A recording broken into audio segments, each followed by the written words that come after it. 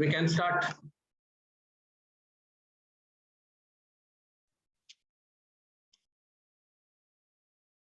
Fellow Toastmasters, distinguished guests, and good morning. Good morning and welcome you all to another exciting Cord 2 training by District 20 powered by Division I. I am Toastmaster 𝗦𝗲𝗰 𝗱, the Sergeant at Arms for today's meeting. To ensure the best experience of virtual meeting, here we have some ground rules. Please ensure your visual devices and internet connectivity device is fully charged with no interruption. Please choose a quiet location to reduce potential distraction to both speakers and other members. Make sure you mute your microphone when you are not speaking. Refrain from movements while camera is on during speeches. If you need to move, please stop the video. You can make it easier to focus on the meeting by turning off notifications, closing or minimizing running apps, and muting your smartphone. Please keep your videos on during the meeting for the Sergeant at Arms or Zoom moderator to document by taking pictures during the meeting. Kindly put all your mobile phones and any other noise-producing devices on silent mode. Ladies and gentlemen, please note, silence is a virtue. So let's follow this virtue with integrity while our participants who are offering the service to explore their excellence. That will be the great respect we follow in this meeting room. For any questions, please communicate to the MC. Before we dive in further, let us remind the district mission. We build new clubs and support all clubs in achieving excellence. Now, let me introduce and invite our event chair, Toastmaster Maya. She hails from the financial capital of India, Mumbai. For her, Bahrain has been a home away from home for the past 18 years. She has been a past club president and the immediate past Area 7 director. Over to you, Toastmaster Maya Sharma.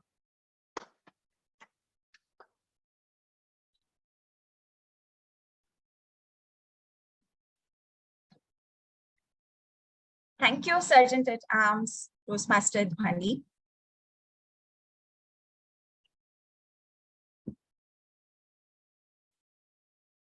Dear District 20 Director, DTM Khalid Abdullah, dear District 20 PQD, DTM Mona Al-Kashar, District 20 CGD, the PQD DTM Mona Al-Akab, CGD DTM Yasir Al-Kashar, Division I Director DTM Roshan Lewis, all the dynamic Toastmasters, friends and guests. Good morning and Sabah al-Khairi. Around 50 people have joined now and it is 8:05. Well, on a Friday morning, if you are going to have such a good audience to attend Cord 2, it only states the importance of the club officers training program.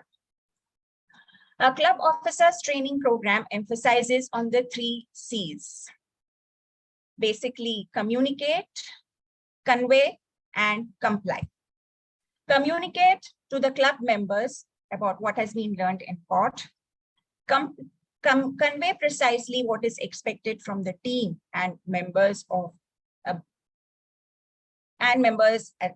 club, and comply with the strategies and plans that are initiated for the achievement of goals. I believe all the educational programs and training sessions that have been organized today will help us to achieve those 3 C's. Well, we all would have heard about the famous rock band, the Rolling Stones. It consists of 4 members, Mick Jagger, Charlie Watts, Keith Richards, and Ronnie Wood. These 4 have played together for 50 years now. And before any major concert or tour, these 4 people dedicate themselves to 2 months of rigorous practice. And during these 2 months, when they practice, they almost develop a telepathic form of communication with each other. A big event like court is possible only when a group of people come together and form a strong team. I and my team have been working together now for more than 2 weeks, and it is my pleasure to give you all a sneak peek of the team. Let me begin with the head of education, Toastmaster 𝑩𝒊𝒂𝒂𝗯, head of IT, Toastmaster 𝗪𝗪𝑂𝗀𝒂𝒂𝗯, head of registration, Toastmaster 𝗏𝒂𝒃,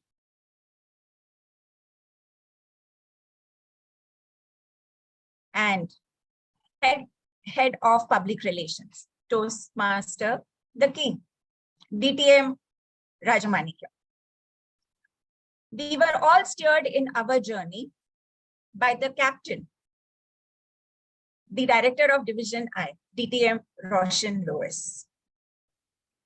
This is the organizing committee in front of you.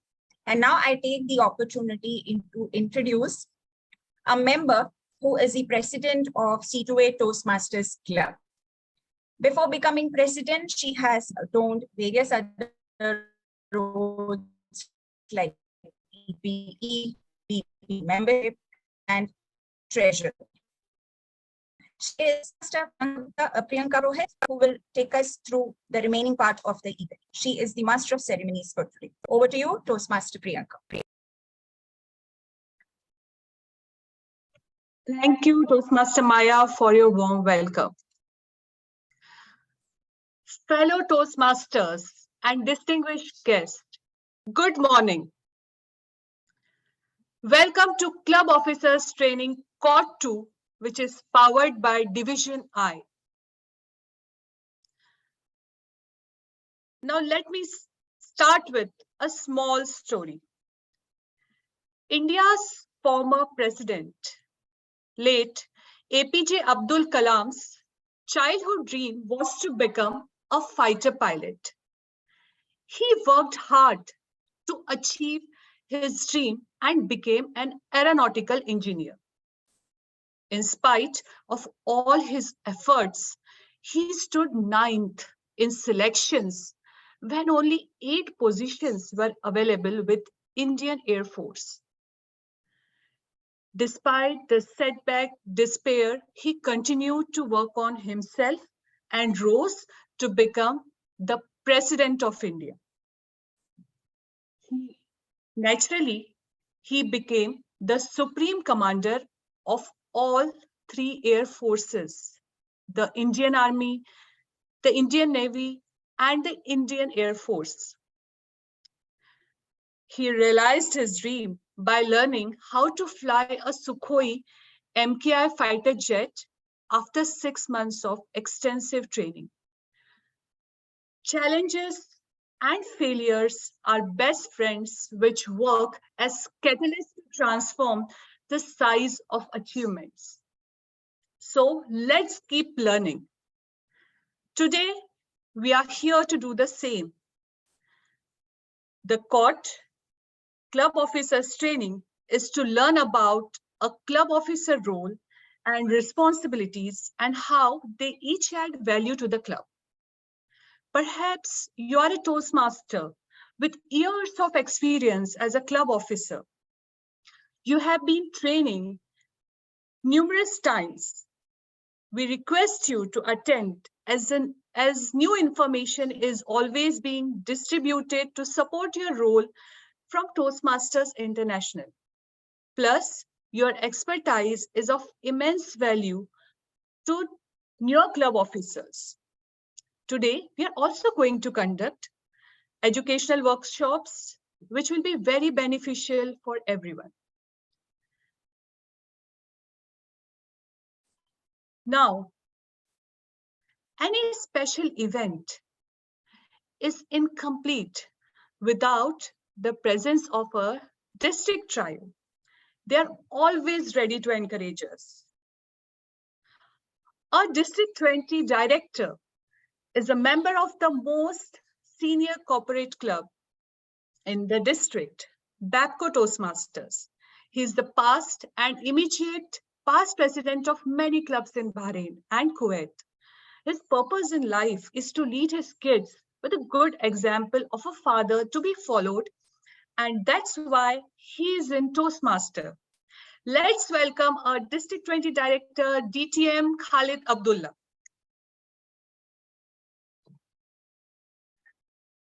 Thank you so much, our great Master of Ceremonies, Toastmaster Priyanka, for the heartfelt introduction. Thank you so much. Program Quality Director, DTM 𝗦𝗲𝗰𝗂𝗯, Club Growth Director, DTM 𝗦𝗲𝗂𝗂𝗍𝒑. The man of the hour today, Division I Director, Distinguished Toastmaster Roshan Lewis. Okay, I will see how far the moderator can go with me. Madam Chairperson, Toastmaster Maya. I'm just giving you a chance, by the way. Yes. Division Directors, Area Directors, past, present, future, officers of District 20. Good morning, blessed Friday to all of you. Thank you so much for attending today. I heard the chairperson just said that she was declaring 50 something. By the way, now it's already 68 and counting. So thank you so much for all of you for joining this early morning on a Friday morning. And that shows the hunger of learning that you have. And we're really blessed in District 20 to have you here that early morning. Few months from now, as any leader, we set a vision and we set a plan. The vision is to be one of the top districts around the world. The plan was various plans that you set for your own club. We set for the district, divisions, areas. But there was one thing that was unique in those plans. Commitment was there. The second pillar was consistency. And let me just hold in here for a while when I say consistency. I know that many of you been there, done that. So might be this club officer training is not something so unique for you. Few of us, of course, are new in here. But one thing in common, challenges. How many of you in a club ExCom thought that he or she did more than others? How many of you thought that one of the club officers maybe need a little bit of encouragement? How many of you thought of even changing the vision? Well, this club is not really working. Why don't I just go to another club? I'm sure all of us have our own struggles. And today is just a reminder of the commitment that we had to ourselves just right at the beginning of this club, and cementing the consistency. With care, we will definitely reach not just our visions, not just the collective vision of ours, be it the top districts around the world, the vision of our members. If we can get into the heart of our members, everything else would just happen. So no matter where you are, let's remind ourselves of the commitment. Let's remind ourselves of the consistency that we need to as leaders of District 20. Most importantly, what will take us till the last minute of this term is care.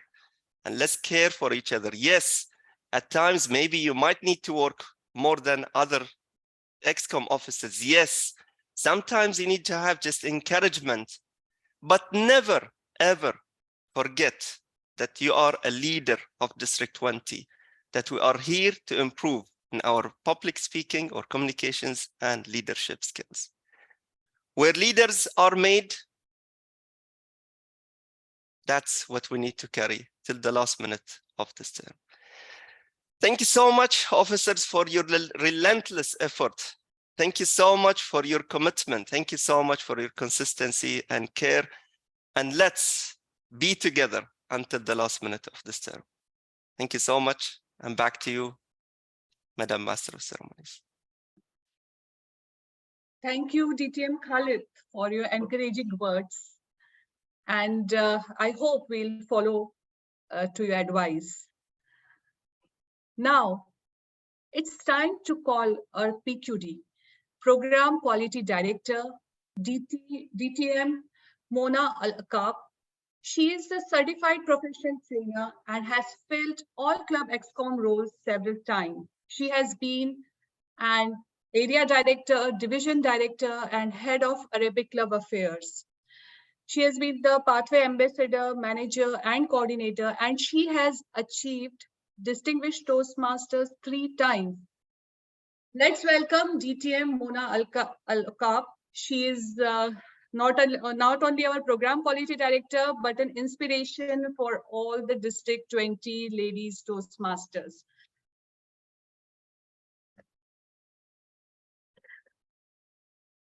Thank you, Master of Ceremony and District Director DTM Khalid Abdullah, Club Growth Director DTM Yasser Gashar, Division I Director DTM Roshan Lewis, our event chair for today, Toastmaster Maya, or shall I say DTM Maya.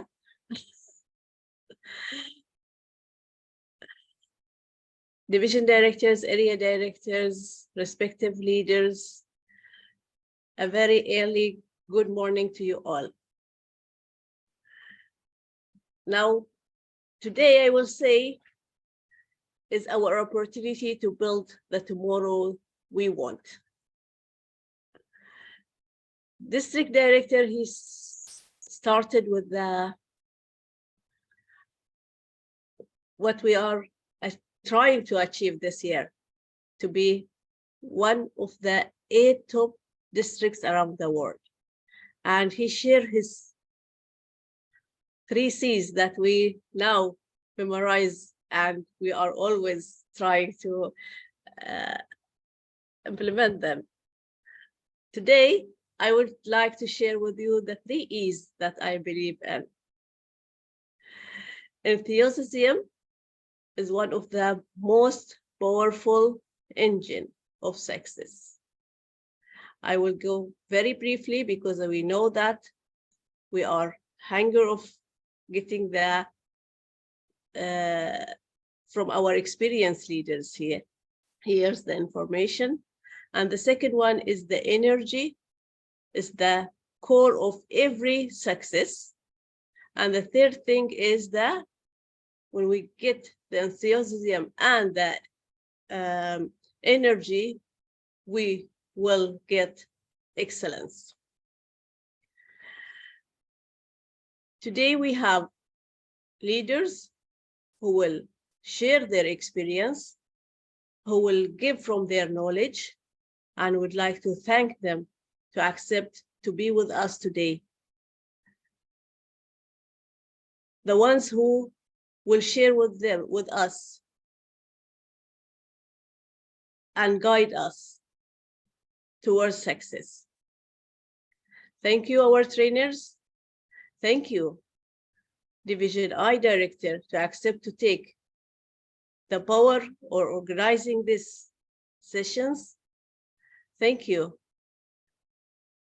Toastmaster Maya, for being the event chair of this event. And thank you for all the organizing team. Thank you for my team also as BQD office. Trainer coordinators, we have DTM Rofis, we have DTM Hazim, and we have Toastmaster 𝗦𝗲𝗰. And I will never forget always DTM Rashid Maymoon. He's always the one who is the coordinator for these. And he's also the advisor for BQD office. No words can express what I feel now. Always we say family care, family do work together.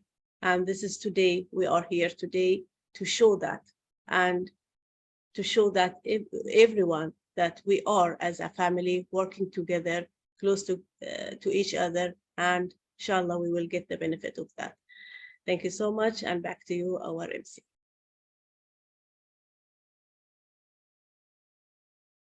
Thank you so much, DTM Mona. Yes, we are family, and District 20 is a family. So now it's time to invite a CGD, DTM 𝗂𝒍𝒍 𝗥𝗚. He holds a Bachelor of Science degree in Chemical Engineering, working with Banagas for 21 years, and is one of the founders of Banagas Toastmaster Club. He has served in several positions in Toastmasters from club, area, division, district, and DTech. Let's welcome our Club Growth Director, Distinguished Toastmaster 𝗂𝒍𝒍 𝗥𝗚. Thank you, Master of Ceremony. First, I recognize the attending of our District Director, DTM Khalid Abdullah, our Program Quality Director, DTM 𝗦𝗲𝗰𝗂𝗯, our Division I Director, my brother, DTM 𝗏𝗏𝗰𝒃, Event Chair, Toastmaster Maya, all the organizer for this event, area and division directors, leader of District 20. Thank you for attending from early morning. Yes, we saw the people. I joined 7:30 and already people is there. This is the commitment that we are saying by Division I and his team for organizing from 7:30. They are here attending this event and preparing. We saw a lot of preparation, both sending and follow-up. So thank you all the organizing committee for this follow-up. Today we have the quote, the second quote, and we have also a panel discussion and also two workshops.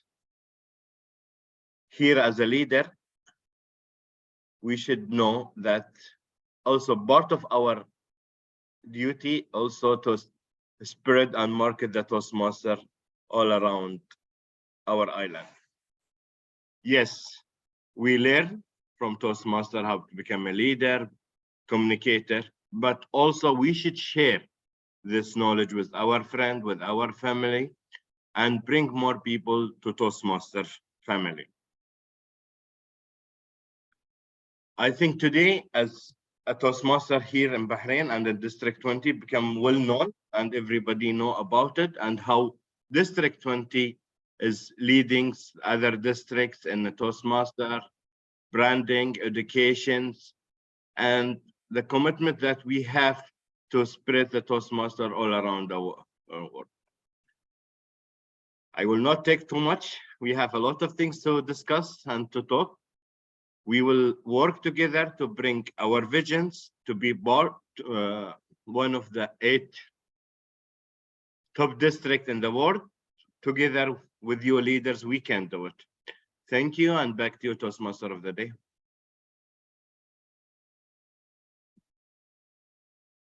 Thank you, DTM 𝗂𝒍𝒍. It's great to know that we are the top 8 district. So now it's time to call our Division I Director, who is a management graduate and who has 20+ years corporate exposure, heading organization in India and Africa. He has achieved Distinguished Toastmaster Award twice, donned various leadership roles in club, area, division, district, and region. He was awarded District 20 Toastmasters of the Year for 2020-2021. Let's welcome Division I Director, DTM 𝗏𝗏𝗰𝒃. Thank you very much, Master of Ceremonies, Toastmaster Priyanka. District Director, Distinguished Toastmaster Khalid Abdullah. District Program Quality Director, Distinguished Toastmaster 𝗏𝗏𝗰𝒃𝒂𝗹. District Club Growth Director, Distinguished Toastmaster Yal Khashar, fellow division directors, area directors, and all wonderful club officers and guests with all the protocols observed. I want to ask you one question. What was the word of the day? So much, with last 2 hours, we heard one word we heard repeatedly. Anybody?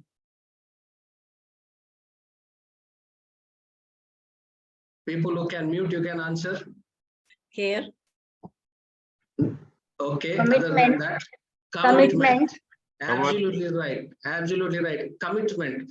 So I thought today, when we started 7:30 meeting, almost within 10-15 minutes, 55 people have joined. So I coined this as Fantastic Friday Commitment. So when I talk commitment, I want to bring 3 important areas. One, committed to learn. It's a beautiful saying. It goes like this. Student is a junior teacher and teacher is a senior student. I repeat, student is a junior teacher and teacher is a senior student. So learning happens from both the sides. It's two-way. So essence of Toastmaster learning is 2 ways. We have taken committed members who want to teach and share their experiences today with all of us. Committed presenters who want to share their experiences today. I always believe that everybody has the potential and everyone can be a leader. We have today speakers, presenters who may be doing first time in court. They are very excited. So that's a great experience for them. That's why in Division I, we are committed to learn. Second, committed to collaborate. Today's activity has been organized by Division I. If you see, we are not restricted ourselves only to Division I. We have collaborated throughout the district. You can see there are various role players across District 20 in today's event. Collaborate and grow is the future mantra of leadership. So we are committed to collaborate. Third important thing, committed to teamwork. Without team, we cannot perform in the path of leadership. So a team plays a great buoyancy to keep the success ship afloat. Once team is done, our work doesn't stop there because we need to play a great, amazing teamwork. So for the success, first thing we engrave in our mind is the amazing teamwork. I gratefully acknowledge the wonderful teamwork by a team organizing committee, main room presenters, role players, court session presenters, and our beautiful program quality director, DTM Mona. We all committed to teamwork. That's why we always can perform better. So commitment with passion and purpose when we work, it is as one team is an essential art of leadership. Yesterday, we were presenting one of the document. The last moment, I found out few corrections. Somebody asked me, what lens you see this document? Then I told, I see the document with the lens of passion, patience, and purpose. So when these all things come together, the commitment automatically happens. Thank you very much, each one of you, for this fantastic Friday commitment. Back to you, Master of Ceremonies. Thank you, DTM Roshan, for your all the advices and tips. Yeah, we'll follow that in future. Okay, now it's time for the workshop, and our first presenter is Distinguished Toastmaster Farhaz Farooq. He is a chartered accountant by profession and a public speaker by preference. He's a consultant for small and medium enterprises with setting up, startup, transformation, and operations. He's a member of clubs in District 20, 80, and 82. He has been a speech contest winner in all categories up to division level. And as DTM Roshan said, we are student and he is our senior student today.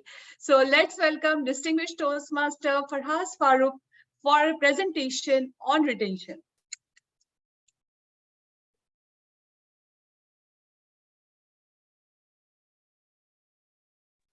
Good morning. Hello, everyone. How's life? Can somebody, maybe the master of ceremony, speak on behalf of everyone else and say how you are? And the master of ceremonies has all of a sudden become dumbstruck. She's not speaking. Oh, somebody muted her. No. If you are well, I would assume everyone else is well. Yes. Good. Mr. District Director, DTM Khalid, Madam PQD, DTM Mona, Mr. CGD, DTM Yasser, Division I Director, DTM Roshan, all the other leaders of the district, division, area, clubs, and your respective homes. Good morning, every single one of you. Indeed, great honor and privilege to be here with you today to present this workshop on member engagement and retention. I have been given strictly 50 minutes because I think DTM Roshan knows if he didn't tell me that I will speak for like 2 hours. So he said, stick to time, bro. So we will stick to time. I also have another reason why I have to stick to time because I am in 2.5 hours plus Bahrain time zone. So it's actually 11 a.m. for me. And I have to stop. I have a hard stop at 12 a.m. because in Sri Lanka these days, the ظهر adhan is at about 12:05, which means Jummah prayers will start from 12:05, 12:10. So I need to get to the mosque. Otherwise, I will not be retained in heaven one day. They will kick me out. Friends, the way we are going to do it today is going to be more of a discussion. Ideally, the way this should be done is have breakout rooms and have a 1.5 hour session. That's what Toastmasters International prescribes. But we will not do it that way. We will have it in a more faster pace and more of a discussion over here. Now, let me get out of the way. That's the nice flyer that was put out. So I will be talking about retention, and then DTM Sundaresan, Rajeshwar, and very senior Toastmaster from what used to be the huge District 20 earlier. Now he quietly defected to District 116. They have become a district of their own. He's going to do us conflict resolution. And it's interesting that we do retention and conflict resolution one after the other, because in a number of ways, these topics are generally interrelated. More often than not, the inability to retain existing members or the inability to welcome back past members is usually because of a conflict, because of some understanding issue, because of some lack of cohesion among the parties. So it's interesting that these two topics will be discussed one after the other, because then you will see that it actually makes sense. So great work, organizing team, on putting both of these two things together. So I will be doing the retention, and later on, DTM Rajeshwarji will be doing conflict resolution. Let's get on with it. What's the agenda for today? Very simple. Half of the time we'll be talking about retaining members, and the other half of the time we will be talking about re-engaging past members. Now, a bit of a preamble, and this is something I am sure lots of marketing people who are in marketing, and once marketing is done, people who are in sales will tend to agree. It's always difficult to get a new customer, but it is a lot easier to keep an existing customer in whatever business that you do. Say you are selling houses, your existing customer is very important because you have already sold the guy the house. They have believed in you. If you are selling shoes, your existing customer is very important because they believe in your shoes. If you are selling food, you're running a restaurant, your existing customers are very important because they like your food. Much easier to keep your existing customer than to say, okay, today I have 5 existing customers, inshallah they'll come back tomorrow. Now let me look for 5 new customers. More expensive, more hard work. Concentrate on the 5 who are already in your restaurant. Chances are they will come back tomorrow. Chances are they will come back next week. Chances are they will go and inform their neighbors, and those people will come. Your existing customers are important. And that's the crux, the whole thing about the topic of retention boils down to that. The amount of effort that you have put in bringing a customer is a lot more than the amount of effort you need to put to keep your customer. And your members, whether it be in your club, in your areas, your divisions, your districts, these are customers who you have put an effort to bring in. Now, once upon a time, I was not a Toastmaster. I became a Toastmaster in November 2013. I still remember the date. 14th of November 2013 was the day I became a Toastmaster. This year will be my 10th year in November. In a few days' time, will be my 10th year anniversary as a Toastmaster.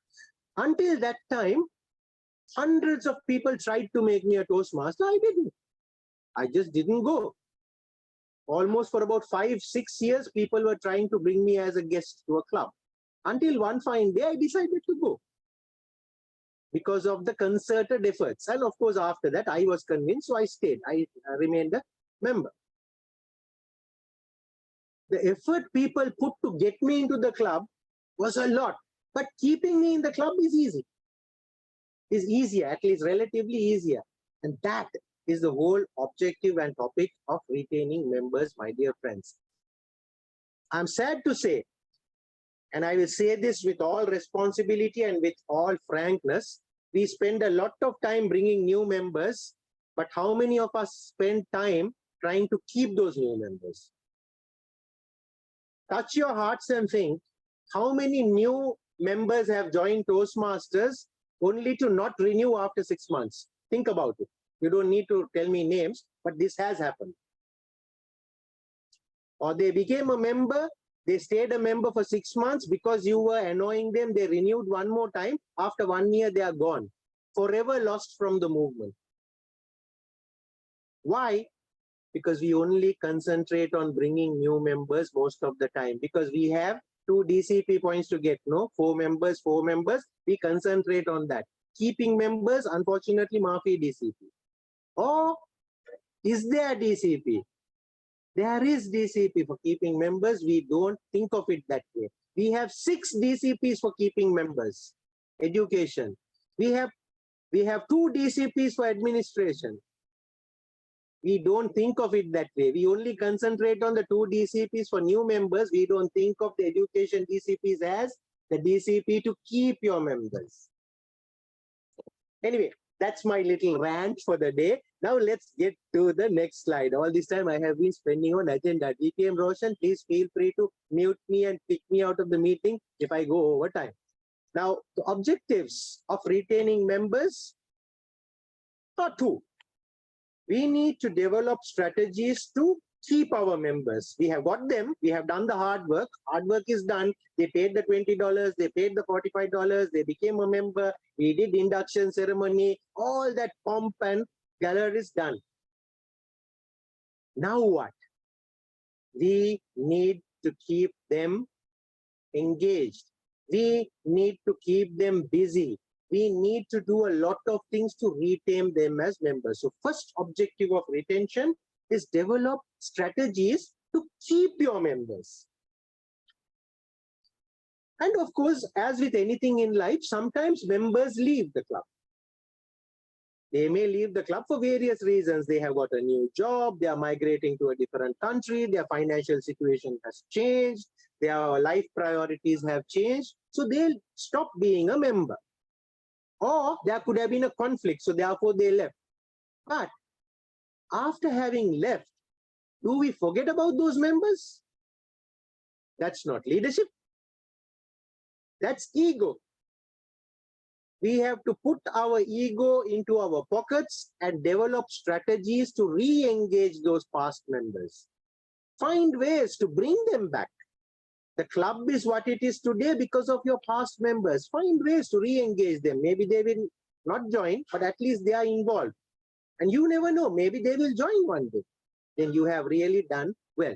So the second objective of retention, my dear friends, is to develop strategies to re-engage past members. And why would you do that? Because you already made an effort to make them a member. They are probably have gone through a long distance in their education journeys in Toastmasters. Perhaps some of them are already DTMs. They have lot of knowledge, lot of value that they can add back to the club. So re-engage them. Try to see if you can somehow drag them back into the club.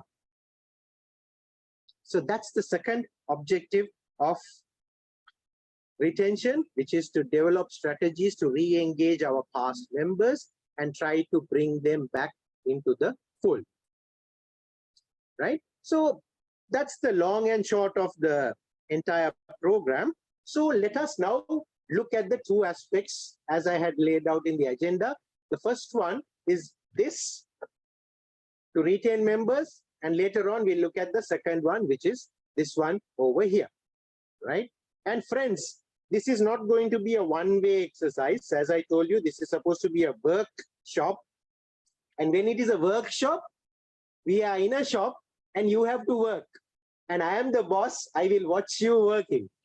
That's how it works, right?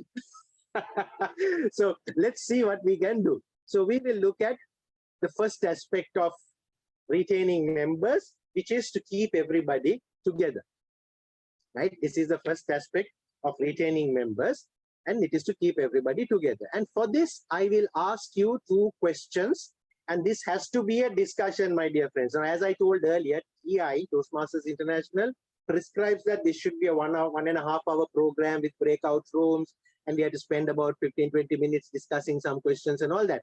We will compress all of that into 50 minutes. That's okay, because as long as we get the thought process going in your minds, I guess that is a big step forward. So let me start by asking these questions, my dear friends, and these are general questions to everyone. First question is, what brings people to Toastmasters? First question. And I am sure every single one of you in this panel today has asked this question from yourself. Why should I be a Toastmaster? So you already know that answer. Why should I be a Toastmaster? Why should I continue to be a Toastmaster? You have already asked yourself this question. And the second question is this one. What are their goals, the people who are going to come? And to answer this, again, look at yourself. You have already answered this question. What are my goals? There you go. We got the first answer from our PQD, Sambusa. Like this, and thank you, PQD, DTM Mona. Is the chat box open to everyone? Yes, there is a possibility that everybody can respond. I would like to see some answers. So my dear friends, dear Toastmasters, please answer the first question in the chat box. What brings people to Toastmasters? Seriously, and if you don't know, just think about why you are in Toastmasters and put that here, please. And let's see. Great, lovely. I can see lots of answers coming through, lots of points of views coming through. And by the way, if you don't want to type, please feel free to unmute and even say it out. That's okay. And I would welcome that as well. And before you do that, let me take some paper so I can note down if you are opting to speak. That's also okay. Let's give it a minute more to see some answers to this first question. And while we are waiting for that, thank you so much, DTM Roshan. We will retain you. Thank you, sir. I am sure you guys do retain me, even though I am thousands of kilometers away out of Bahrain. You have retained me for this particular program, and I am so honored and privileged to be part of it. So thank you so much. It is already shown by practice that I am retained. Okay, let's read some of the answers. Let's read some of the answers. Sorry, messages keep popping. Okay. Sambusa is the first one. And it is sometimes reasonably genuine and valid answer. Sometimes people come for socializing. And that's okay, because Toastmasters is an amazing place to socialize. Amazing place to socialize with like-minded individuals, people who are interested in improving ourselves, all meet together under one roof, and we can socialize. So thank you so much, PQD. Yes, I know you said this in jest, but there is a serious side to it. Socializing is a very important reason why people come to Toastmasters. Next, Fatima Safa. She has said developing connections, which is same as socializing, networking, getting to know people. I would never have known any of you if it was not for Toastmasters. Maybe here and there I may have bumped into one or two of you, but I would not have intimately got to know you if it was not for Toastmasters. I mean, as part of work, I may have bumped into one or two of you at offices or during meetings, but intimately I would not have come to know if not for Toastmasters. So developing connections. And by developing connections, it's just not Toastmasters, but there are so many other benefits. Now, I know me and DTM Roshan, in addition to Toastmasters, we have had so many discussions of so many other things, not Toastmasters related, among ourselves, outside Toastmasters circles. That's mainly because I met him in Toastmasters. The first time I saw DTM Yasser, for instance, was at a DTAC. I still remember, and thereafter we developed our friendship, we became very much closer. And at one stage, I remember there was an instance where we have had a non-Toastmasters discussion also. So there you go, that's developing connections, not just Toastmasters. Next, Hazel D'Souza. She says to improve themselves, self-development, to improve. People come in to do that. DTM Veena, Dr. Veena, she says to get over stage fright. Yeah, big problem. Lots of us have stage fright. They say glossophobia, the fear of public speaking, is greater than the fear of dying as well. Though I doubt that. I doubt that very much. Just hear this out from me. If somebody came up to you with a knife, stuck it in your stomach and said, if you don't speak, I will kill you. You will say, no, I'm scared of speaking in public. Please kill me. Because public speaking is greater than the fear of death. Think about it. Statistically, they say fear of public speaking is greater than the fear of death. But if somebody were to stick a knife to you and say, speak on the stage or I will kill you, you will go to the stage and speak. Why should you die? Why does you speak? So actually the fear of death is greater. But anyway, let's move on. To attend TM meetings, to drink green tea. 𝗦𝗲𝗂𝗧𝗧, he seems to be on a weight loss spree. Don't drink too much green tea, you will vanish, brother. Socializing, yes, to improve skills, networking. Now we are just seeing same thing. Influencing people for our business. DTM Raja, I guess it's Raja Manikam, he says influence, I don't know if it's, I can't see the picture. Influencing people for your business. Yes, you learn to influence people. Personal growth to develop confidence in speaking. Great stuff, Maricel. Dr. Hoor, personal development for careers. Yes, indeed. Recently, the former immediate past president of one of my clubs here in Sri Lanka, he managed to do a job change. And that job change was facilitated by me. I got the job, or I got the call from the headhunter and I was not interested. So I referred this guy and he changed job. So even I remember at the last club, one of the club installation ceremonies, he said he managed to successfully get a job change because of being a Toastmaster. So his career was developed because of being a Toastmaster. Friendships and ways to improve ourselves. Service. People come to upgrade their talents and skills. Supporting, enhance public speaking, improve communication, positive. I'm just running through them. Positive motivation. Brilliant. Connect to developing. So we seem to see it. There seem to be a pattern. To get rid of fright and fight syndromes. Yes. To get rid of our fear of public speaking and other anxieties as well. Learning to control our fear of public speaking, we can learn to control other fears as well. So brilliant, we can apply that elsewhere and so on. So there seems to be a lot more answers. Wonderful Pathways program. Oh, thank you very much. We will send this note to Toastmasters International. They'll be very happy to note it as well. And yes, I agree, it's a brilliant program of studies. So thank you so much, my dear friends. Now let's move on to the second question. What are their goals? Which I believe is more or less similar to this, but goals are usually much shorter. So do you want to have a quick crack at it? Just a minute we will spend before we move on, because there's an interesting discussion that will come out in a minute. Okay, so while you think about it, let me actually move on.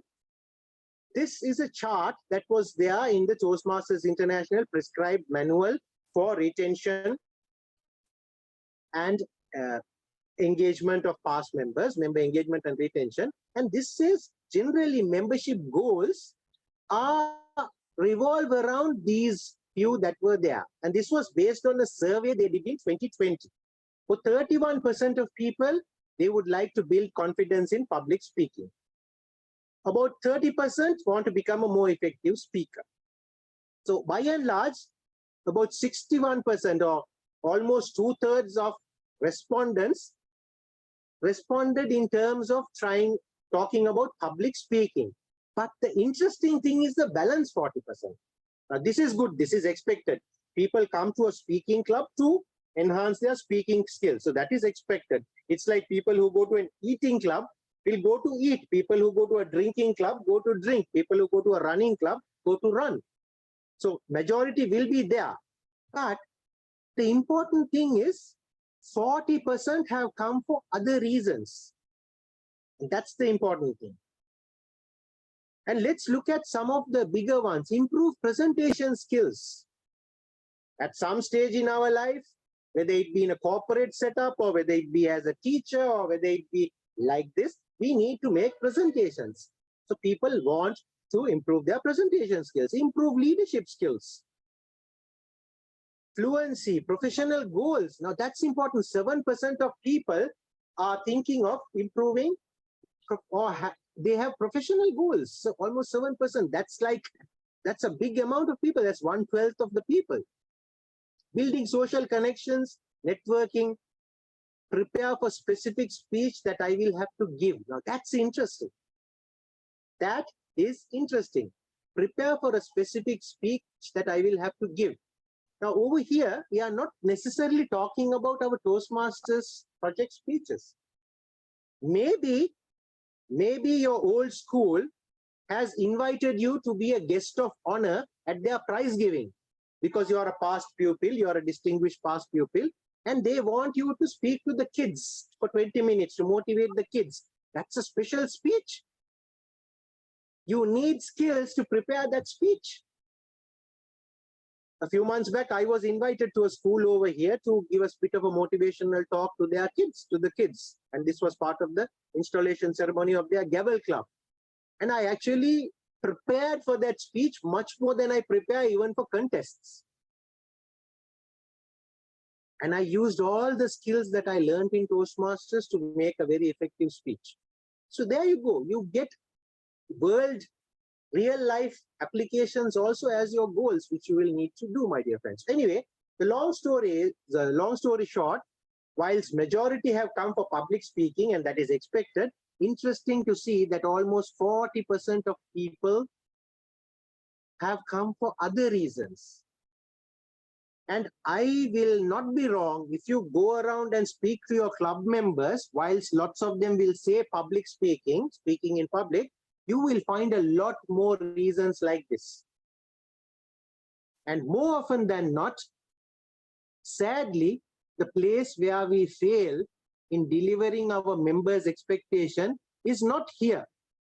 It is here in this 40%. And more often than not, we lose members because we do not help them with this 40%.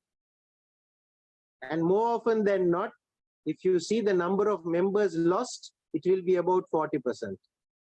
That is people who did not get this side of their goals fulfilled by the club. Think about it, my dear friends, my dear leaders. We need to understand our members' needs. We need to understand what their goals are and accordingly help them achieve those goals in the club. I always say a Toastmasters club and Toastmasters International in general is an organization of 350,000 people globally. Our club has 20 people maybe. But everything that happens in the world outside, in real life, happens in a club. And when it happens in the club, we learn how to handle it in a friendly and supportive environment among friends. That opportunity is enough for us to learn how to handle a problem when it happens in the outside world. And lots of people come to Toastmasters with that expectation.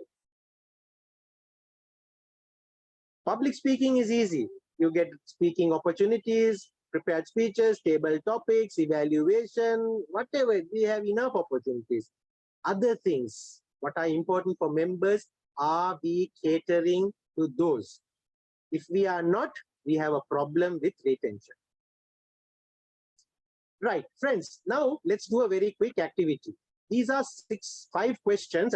The 5th one is actually 3 questions in one. Sorry about that. So it's actually 8 questions or 7 questions. I'm getting bad at maths. I want you all to keep this slide in mind. These are various members' goals. You may have other members' goals also, and let me please read some of them here. Time management and responsibility by Dr. Sumant, enabling better human beings by learning some skills, basic manners, etiquette. Thank you so much, Toastmaster Santosh. Brilliant stuff. Toastmaster Tosin says, good to practice and receive feedback. Absolutely right. We learn how to receive and give feedback.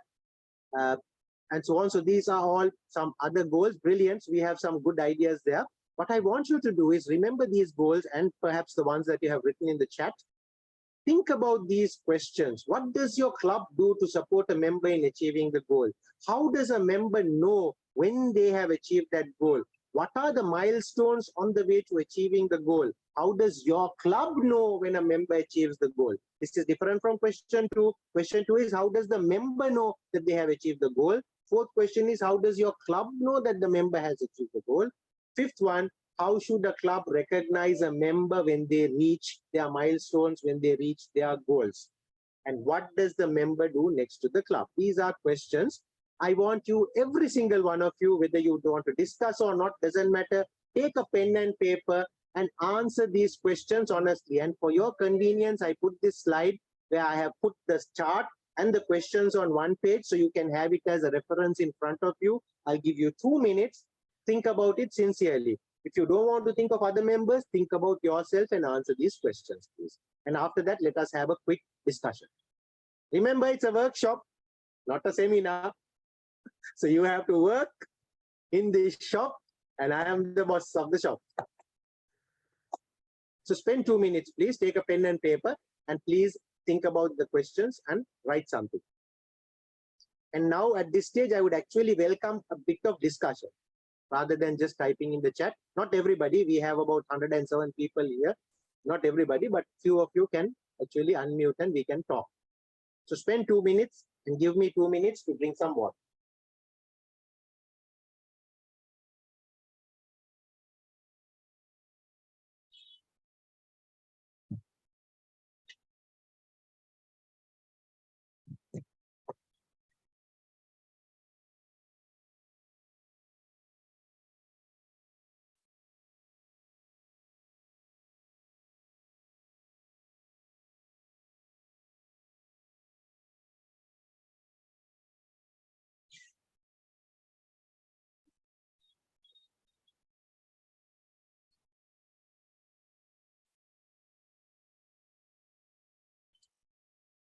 Yes, there is a message from our Zoom coordinator, master, whatever you want to call it, our Toastmaster Tawfiq. He says, if anyone wants to talk, please raise your virtual hand in order to unmute. And that's a brilliant point of view. Thank you so much, sir, so that we can avoid cross-talk.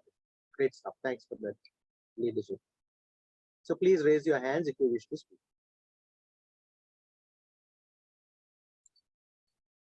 We have the first customer. We have the second customer. We have a thumbs up. I don't know if that is a raising hands. DTM Roshan did thumbs up and went away. No, I did thumbs up for the moderator's message. Yeah, that is real. That is leadership. That's brilliant leadership. Thank you so much. By the way, Yeah. he should have, I think he was a policeman in his previous life. All right, maybe let us start with Toastmaster Deepa because she raised her hands first. Madam, over to you. Toastmaster Deepa. Very good. Yeah, very good morning. For us, It's it's also like, good if we can see you, madam. oh my God, I really want to see you. That's okay. That's okay. If you are in a setting that is not convenient, it's all right. Please speak. No, that's fine. I'll just put on a bit. That's okay, but I'll just talk. And Yes, please. also, yeah. So the thing is, what we do to support a member in achieving their goals is like on a regular basis, we tend to talk to our members. For example, even it's a small thing, like for example, Pitambaran sir had put up the table topic group kind of. So if someone's not putting up in that, we talk to them and we ask them why. And when they say they're hesitating, someone's, is good enough and they put theirs and then we hesitate. I say, no, it's fine. It's just about, talking, putting your thoughts out. End of the day, giving them confidence that it's not the language, it's not anything else, it's their thoughts that count as an individual. So every point, this is just an example I'm giving. So when you constantly talk among yourselves and you tend to ask why someone is not doing something or hesitating, when you have a friendship within the club with individual members, you tend to share and you realize what each one's hesitation or their problems are, and then you explain and push them and help them overcome it. So that's how we go about it.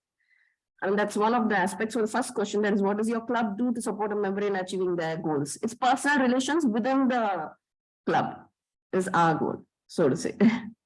I think that's for the first one. Thank you. Thank you, Toastmaster Deepa, and that's a very, very good, important. I have taken notes down. I'll come to discussing them a little later, but thanks for bringing that important point. Very good. Next, let us give Toastmaster Santosh Joseph. Yeah, good Moderator, morning, please. everyone. Good So I morning. would like to give the example related to my first mentor. He was none other than DTM Kajat, and everyone knows him most probably. So how he was following up, I was giving excuse in the beginning. I had duty, I had a church event, or I had some personal events.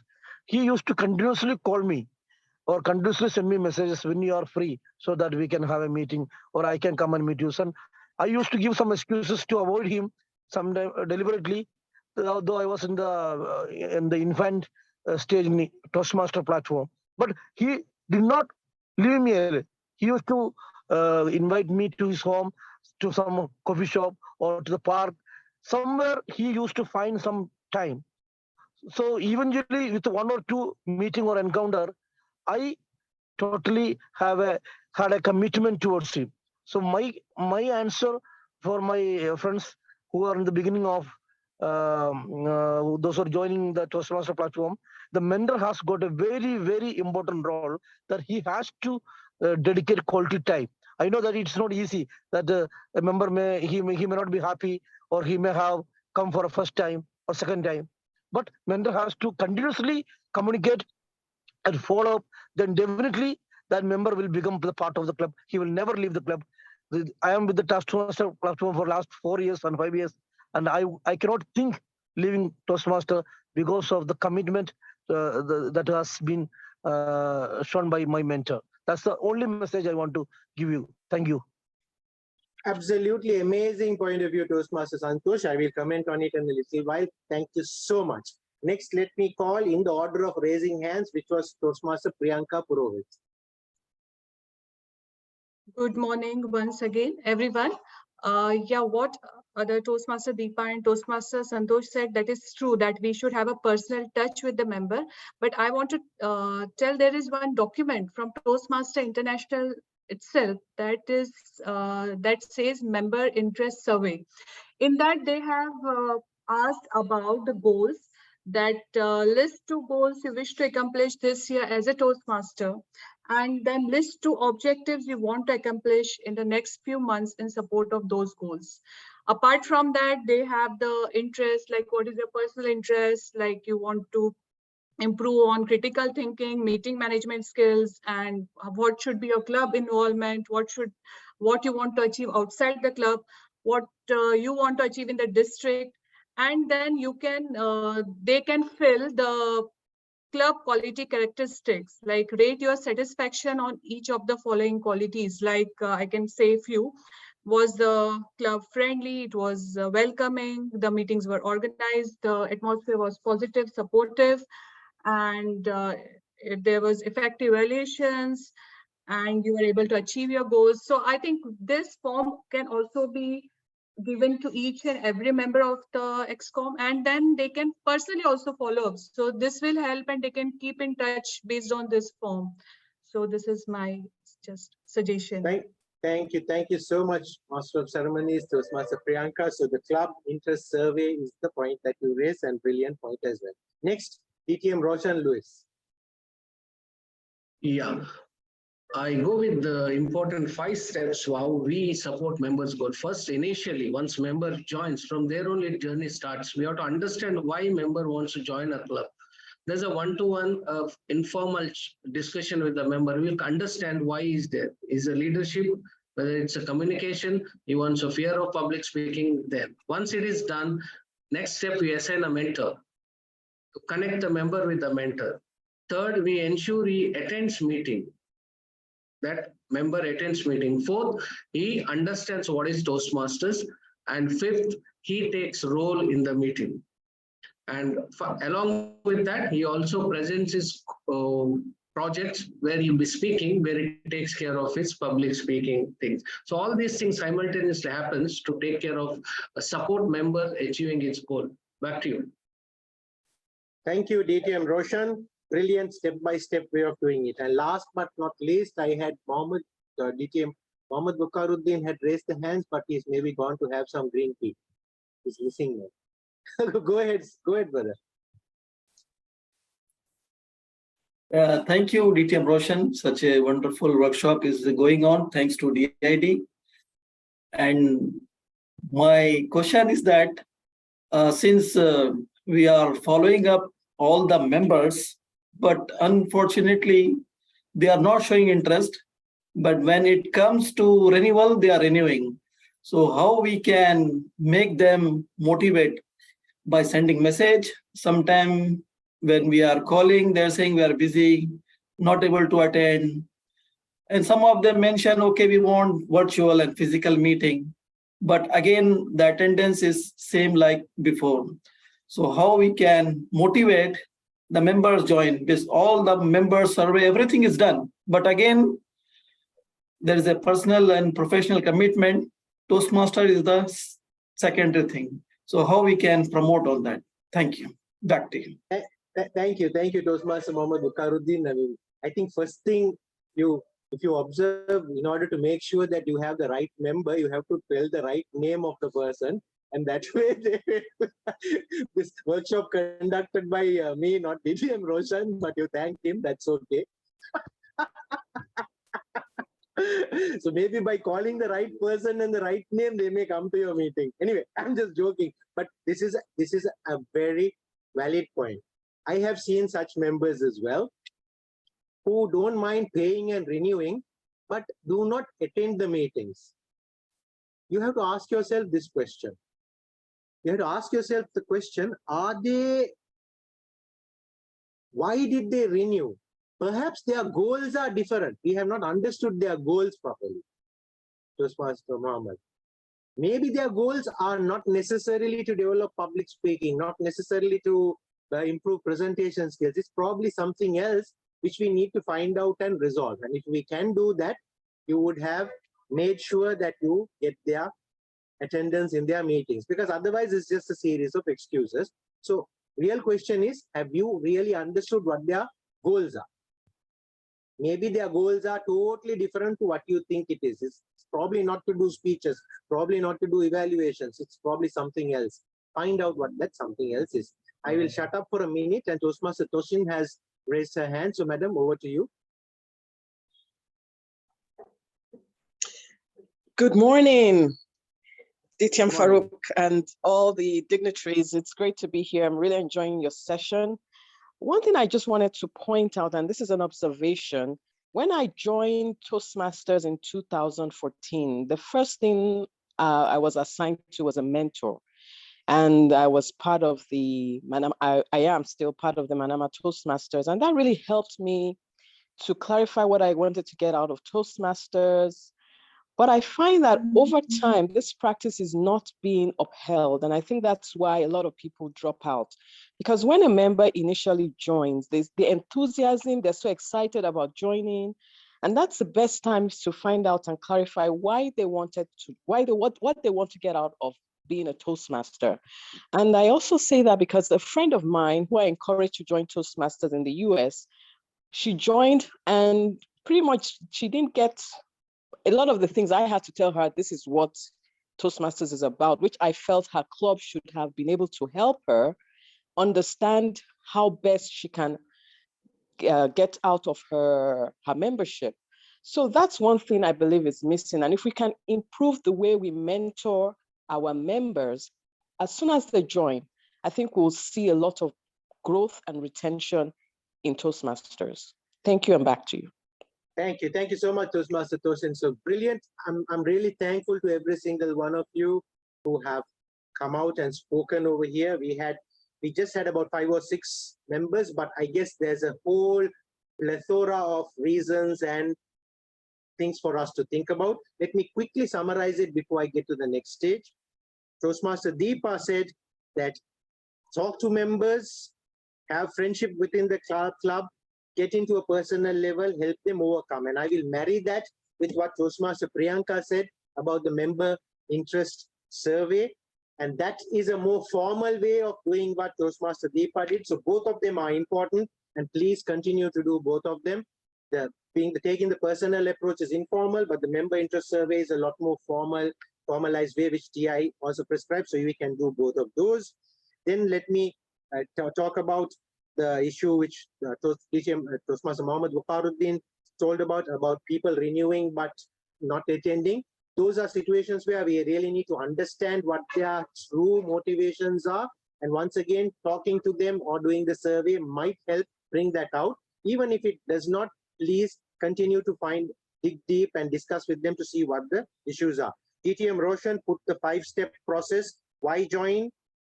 Appoint a mentor. Make sure they attend meetings. Very important. After they become a member, sometimes we forget them.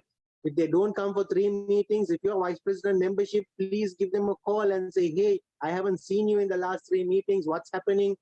Are you sick? Can I help you? Presidents, please call if people don't come for 4 or 5 meetings. I do that as a president. If people don't come, I give them a call. And recently I did that for one of my clubs over in Sri Lanka. And then I found out the gentleman has graduated as a doctor and he's stuck in some far away village hospital for his internship. So see, we found the good news. So please call, understand, take roles, and bringing all of them together is the point about mentors, which Toastmaster Santosh put out. And there's also Toastmaster Harshini, who has sent an individual message to our moderator about having a good mentor, especially in the early stages. And this goes exactly with what Toastmaster Tosin also said. Especially in the early stages, have a good mentor because there's no other way around it. So those are all great ideas. So friends, these are the questions. These are the points that you need to remember. Membership retention is easier said than done. It's a process. Getting the member in is one thing. Keeping them is more challenging. Look at every member as an individual, as a human being, as a person, and then look at the questions that are up here. Try to work through those questions in your mind and see how best you can satisfy the members' requirements. So connect to members' goals, recognize the success, connect the benefits to their goals and the goals to their benefits, and you will be well on your way to retaining members. So thank you so much for a great lively discussion on point number 1. Now let's look at point number 2, past members. They were members, they were good members, they contributed a lot, but due to various reasons, they went away. How do you bring them back again? So earlier slide was together, this one is together again, bring them back. How would we bring them back? First question to ask is, why do members not renew? Now, though I would like to do this as a discussion, I have already given some answers to this. There are a number of reasons why people don't renew.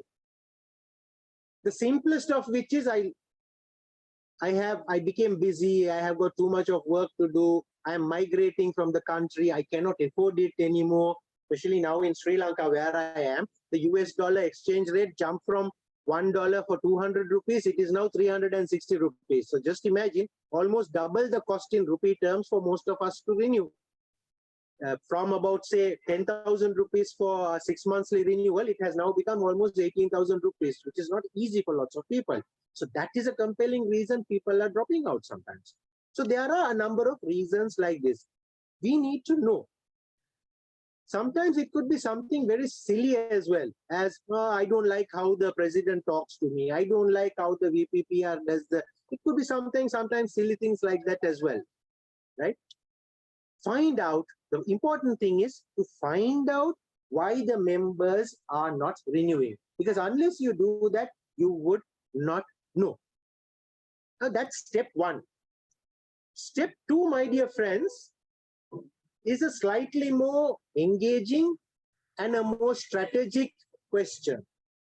How are past members currently involved in your clubs? Especially if the member left for other reasons, not because they had a fight with the president or not because they had a conflict or whatever, but they left for simple reasons like moving from the country, not being able to afford, whatever. How are those members currently involved in your club? Ask that question. If after a member leaves, you forget about the old member, I can guarantee you that member is never going to come back because you've forgotten about it. But after a member goes, if you continue to engage with that member, there is a possibility that you could perhaps bring that member back. And I will give you an example from my personal experience. Last year, due to certain issues, I left one of my clubs. Nobody called me from that club other than one person. Well, two people actually. And they continue to engage with me, trying to involve me back in that club. And because of their persistence and genuine feeling, I actually attended one of those club meetings a couple of weeks back as a guest. And I am planning to attend the next meeting also as a guest.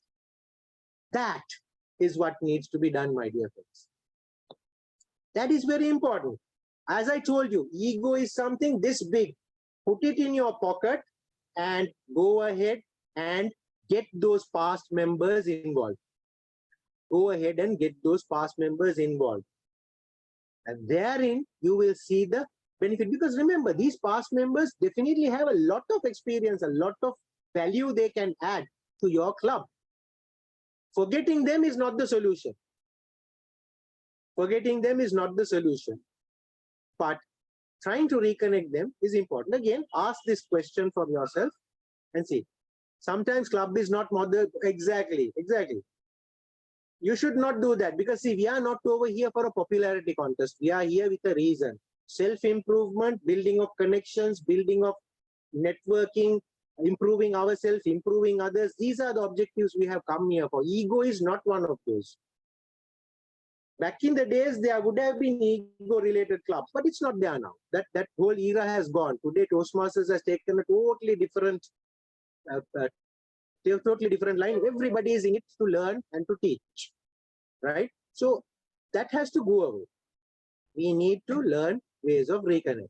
Anyway, very quickly, this is the second activity that I want you to do. Unfortunately, I cannot spend the same amount of time that I did for the first activity, but I did it with a purpose. Engaging existing members is as important or more important than people outside. This is the philosophy in which I operate, as I told you. So therefore, I spent a lot more time here, but past members, how do we re-engage, is an important activity. Let's spend about 2 minutes just thinking about this question. How does your club re-engage past members? How do you find out why a member does not renew? Sometimes somebody is not renewing. I called, he said cannot renew. Okay. Find out why. Recently, there was a young lady in one of my clubs here in Sri Lanka. She sent a message, sadly, I will not be able to renew.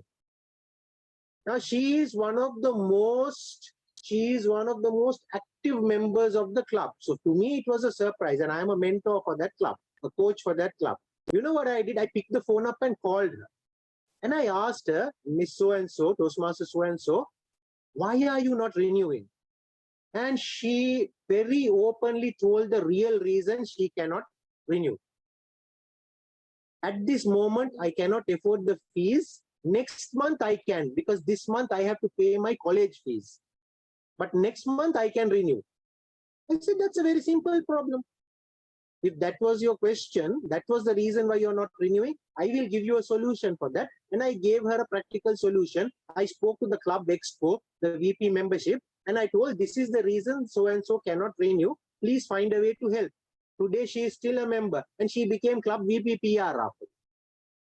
Just imagine if we did not make that call, we will lose a good leader. So find out why members do not renew. DTM Mona has raised her hands. Madam, yes? Yes. Now you're asking us how can we engage past members? This is what we are doing today. We brought DTM Farhaz to this session so that he can, we engage him again. And we will, again, we'll chase you in different training. I know that clubs are doing the same. As we have little bit, we are going earlier on our agenda. I would like to ask our Division I director if he can give us 5 minutes more with DTM Farhaz. It will be allowed. Of course, we will retain him. Okay, thank you so much.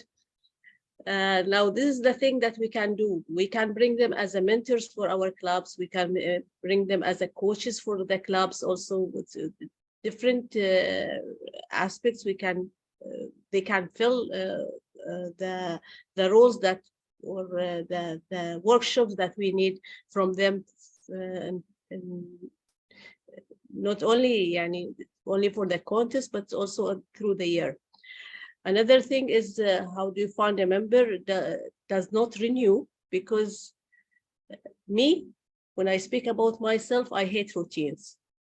If we can break the routines, regular meetings, the same going every meeting, it will members will get bored, and they will not continue with what is else than these 3 sessions that we are doing. Attract the members, try to bring new things in your meetings, keynotes, for example, discussions, something outdoors. You can do your meetings outdoors maybe. This will also will try to engage your members and encourage them to come and to the meetings. Do you want me to answer all these questions, or shall I give a chance for someone else? If someone else will raise their hands, I will just stop talking and I will give the chance. We will engage other members. Exactly. Thank you so much, Madam PQD DTM Mona. Thanks for leading this discussion. And you're absolutely right. There are lots of ways. Just a case in point from some of my examples, I agree with you. Sometimes it's a routine. The fact that the meetings become a bit of a routine, people tend to get a bit bored with it or whatever. So for that, you have to build in something different. Now, again, a thing from my experience, and it's from the club in which I'm a club coach over here. That club has been designed, and the meetings are designed in such a way that every meeting is different. Like we have a regular meeting, 3 prepared speeches, the standard format we do.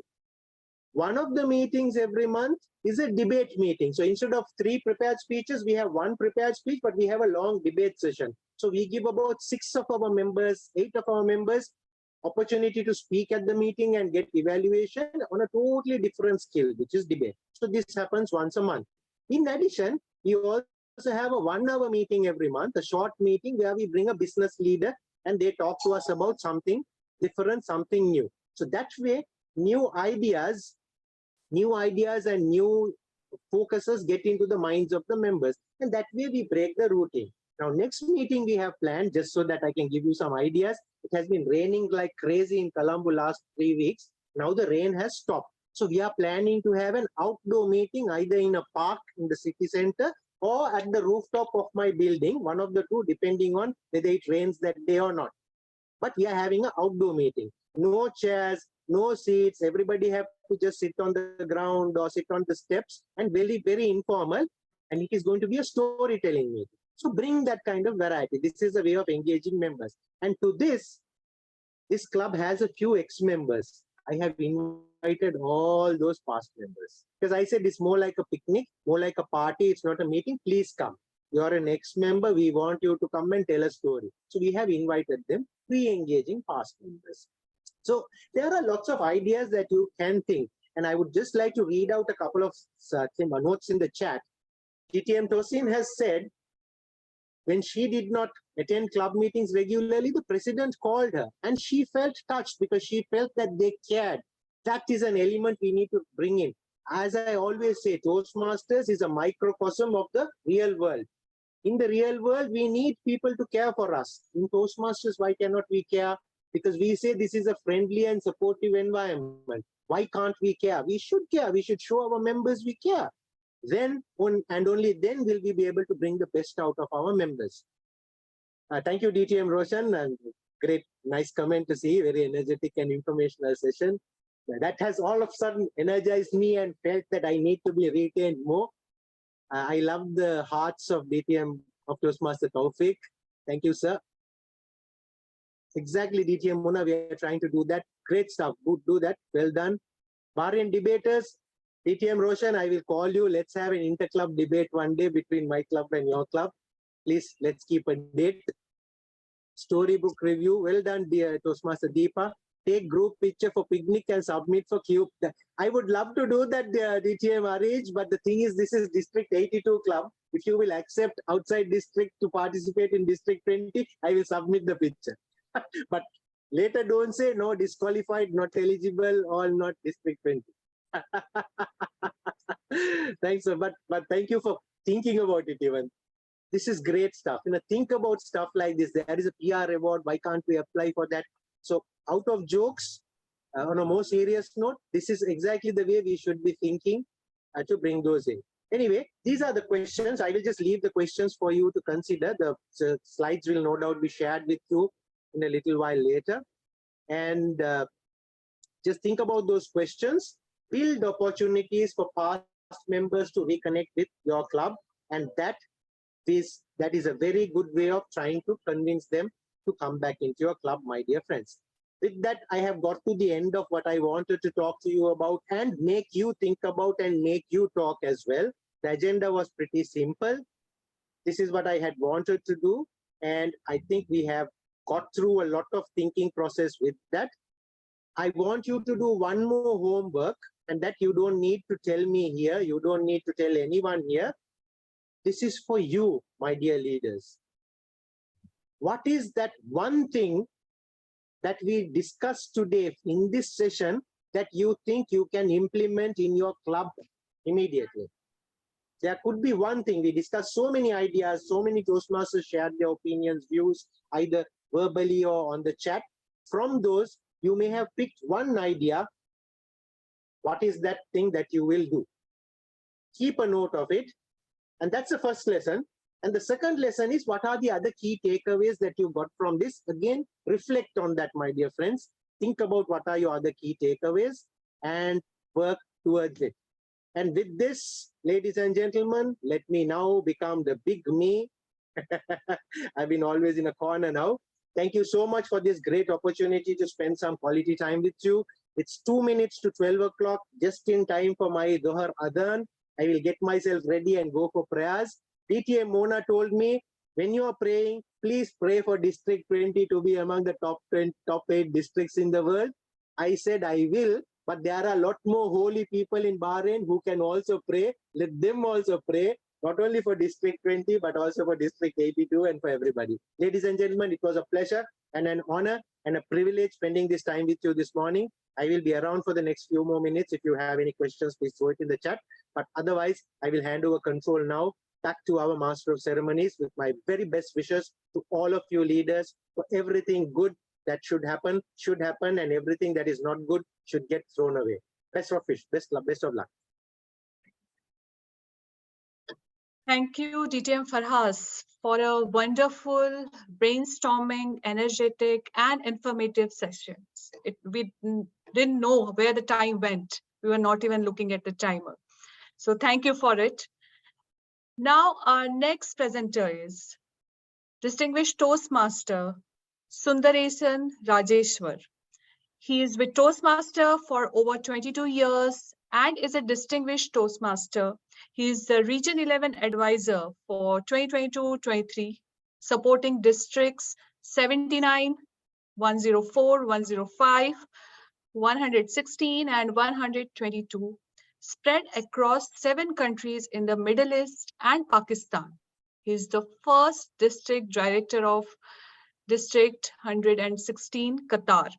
He was District 20 Program Quality Director and District Finance Manager. Let's welcome DTM 𝗍𝒍 𝒍 for a presentation on conflict resolution.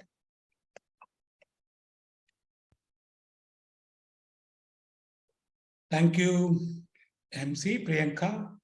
You know, this morning when it's a Friday morning, so when I got dressed up, my houseboy asked me, "Where is your nameplate?" So I said, "No, I'm talking to people whom I know for a long time. They don't need my nameplate here." So I said, "No, still he brought it." So I put it here.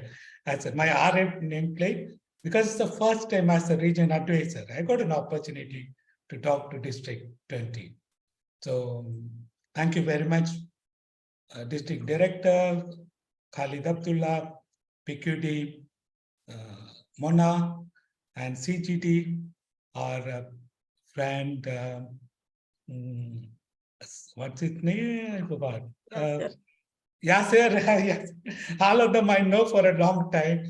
𝗖𝗹𝘂𝗀𝗀𝗀, and also I just heard how Farhad spoke so fluently and so, and he even, and in his talk, even encaps a lot of things what I would be talking about it as a conflict resolution.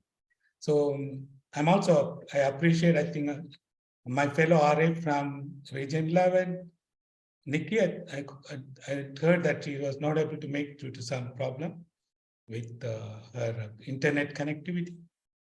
So I also see that we have past district directors and other good friends whom I know in the audience. So first thing, I want to talk to you is to congratulate all club officers for taking up this leadership position. Because these club officers is one of the most critical position in the whole Toastmasters. Because for 2 or 3 reasons. Daniel Rex, so he's a CEO of Toastmasters. He said that, 70% of the club officers are new. They don't, and as per the global statistics, it may not apply to Middle East or our district, or in the globally, 70% of the club officers are new. And they have very little experience with Toastmasters leadership. They must be doing leadership in their organization or in communities or various other aspects, but they have little leadership. And second important thing, they are the people who are entrusted with delivering Toastmasters program. Whatever is the structure, finally the Toastmasters program is delivered through clubs. The members who attend the meeting gets that knowledge and gets what they want. They come with their aspiration, expectations, and that is where the program gets delivered. So it's very critical that club officers function well for sustainability of Toastmasters program and for the benefit of much larger number of globally aspirant people who want to be Toastmasters.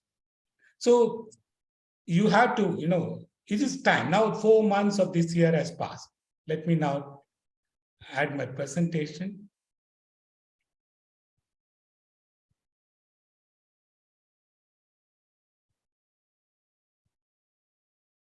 Four months passed for this current term. Now it's a time to retrospect, to see what are the actions you have taken, how it had been, like you just gone through your renewals, whether it was good, your clubs achieved SMEDLI awards.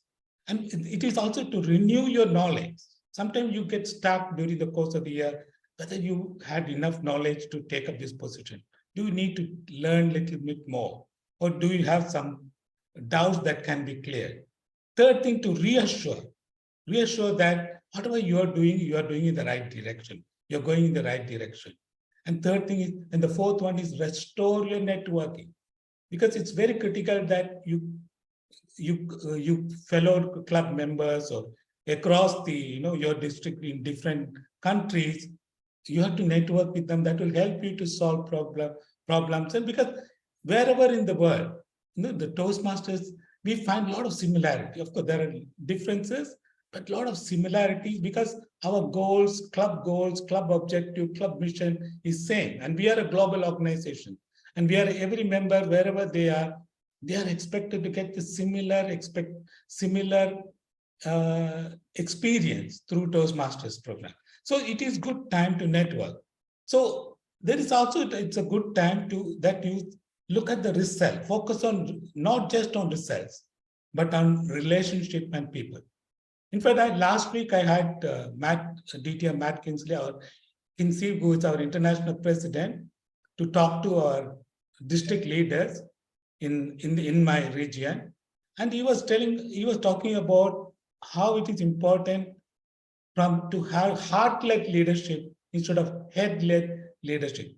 That means leadership should predominantly from heart-led, that is from the feelings, from the relationship, from people, rather than purely like a professional and organizational leadership, which is result-oriented. So here we are people-oriented. So it is focusing on, okay, you have to focus on desired outcome, but if we don't get the desired outcome, what happens is that not so good traits, that is everybody has some traits, the not so good traits will come in front. That is where, the conflict emerges.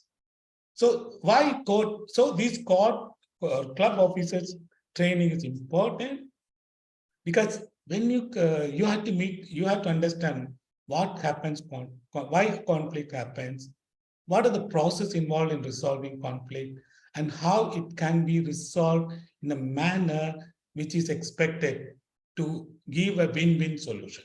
So I'll go through a few things. I'll also ask some questions I'm not created as a poll question, but I want you to preferably answer in the chat so that I can see it and find out what it is. So this is a small video. Bro, that doesn't even make sense. It makes total sense. You just open up your mind and listen to other people's opinion. What's going on here? What's going on? John's being ridiculous. I'm being ridiculous. You're the one that thinks so. How can you not see it? Okay, boys, calm down. Okay, everybody take your seats. Matthew, John, come up here, please. John, stand over there and face that direction. Matthew, come over here and just do the opposite. Thank you.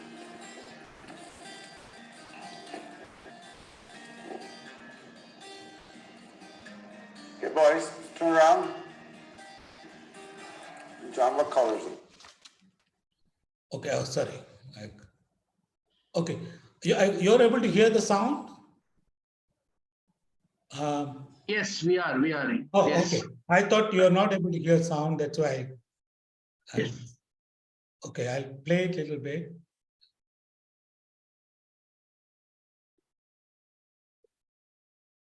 Bro, that doesn't even make sense. It makes total sense. You just open up your mind and listen to other people's opinion. What's going on here? What's going on? John's being ridiculous. I'm being ridiculous. You're the one that thinks so. How can you not see it? Okay, boys, calm down. Okay, everybody take your seats. Matthew, John, come up here, please. John, stand over there and face that direction. Matthew, come over here and just do the opposite. Thank you.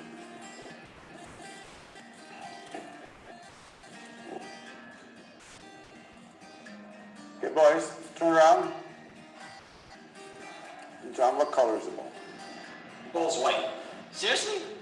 Bro, you just like making things difficult? Well, what color do you say the ball is? Black. The ball is black, clearly.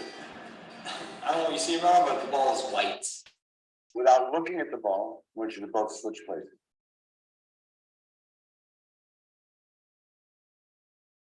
Okay, both of you, please turn around. And what color is the ball now? Okay, please have a seat. Throughout our lives, we believe many things, and we hold dear what we think is right and true. But at times there'll be others who disagree with us. What we believe to be 100% right, they believe the opposite just as strongly. Well, how can that be? Can't they see? We can become frustrated, we might grow distant, we may even sever relationships entirely. Slow down. Breathe. Step into the other person's shoes. Take all the difference.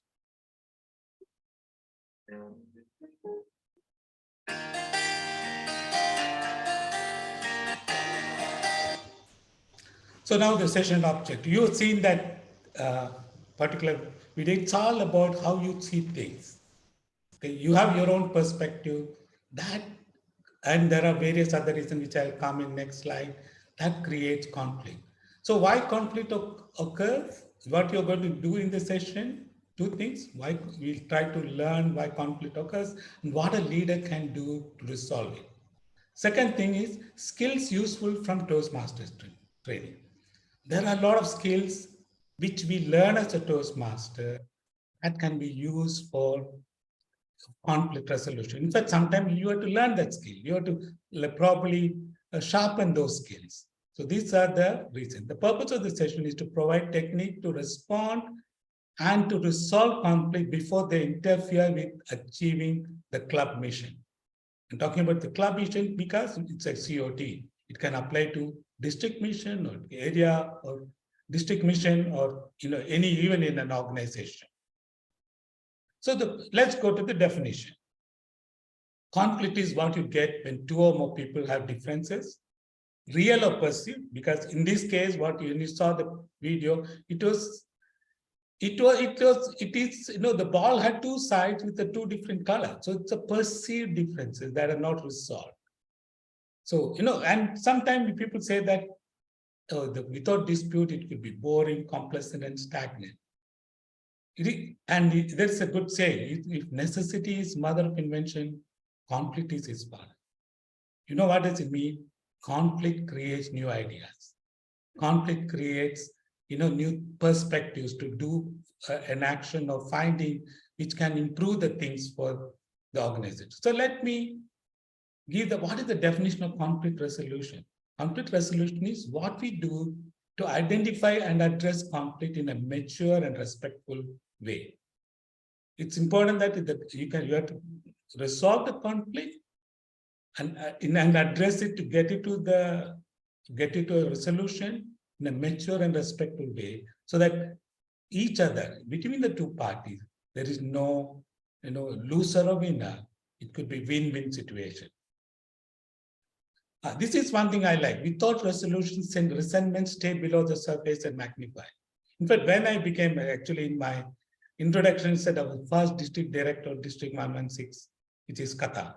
But, one of the things I found out when we became a separate district is to work on the mindset of the people. They are used to a bigger, district with the district director appearing only once or twice a year.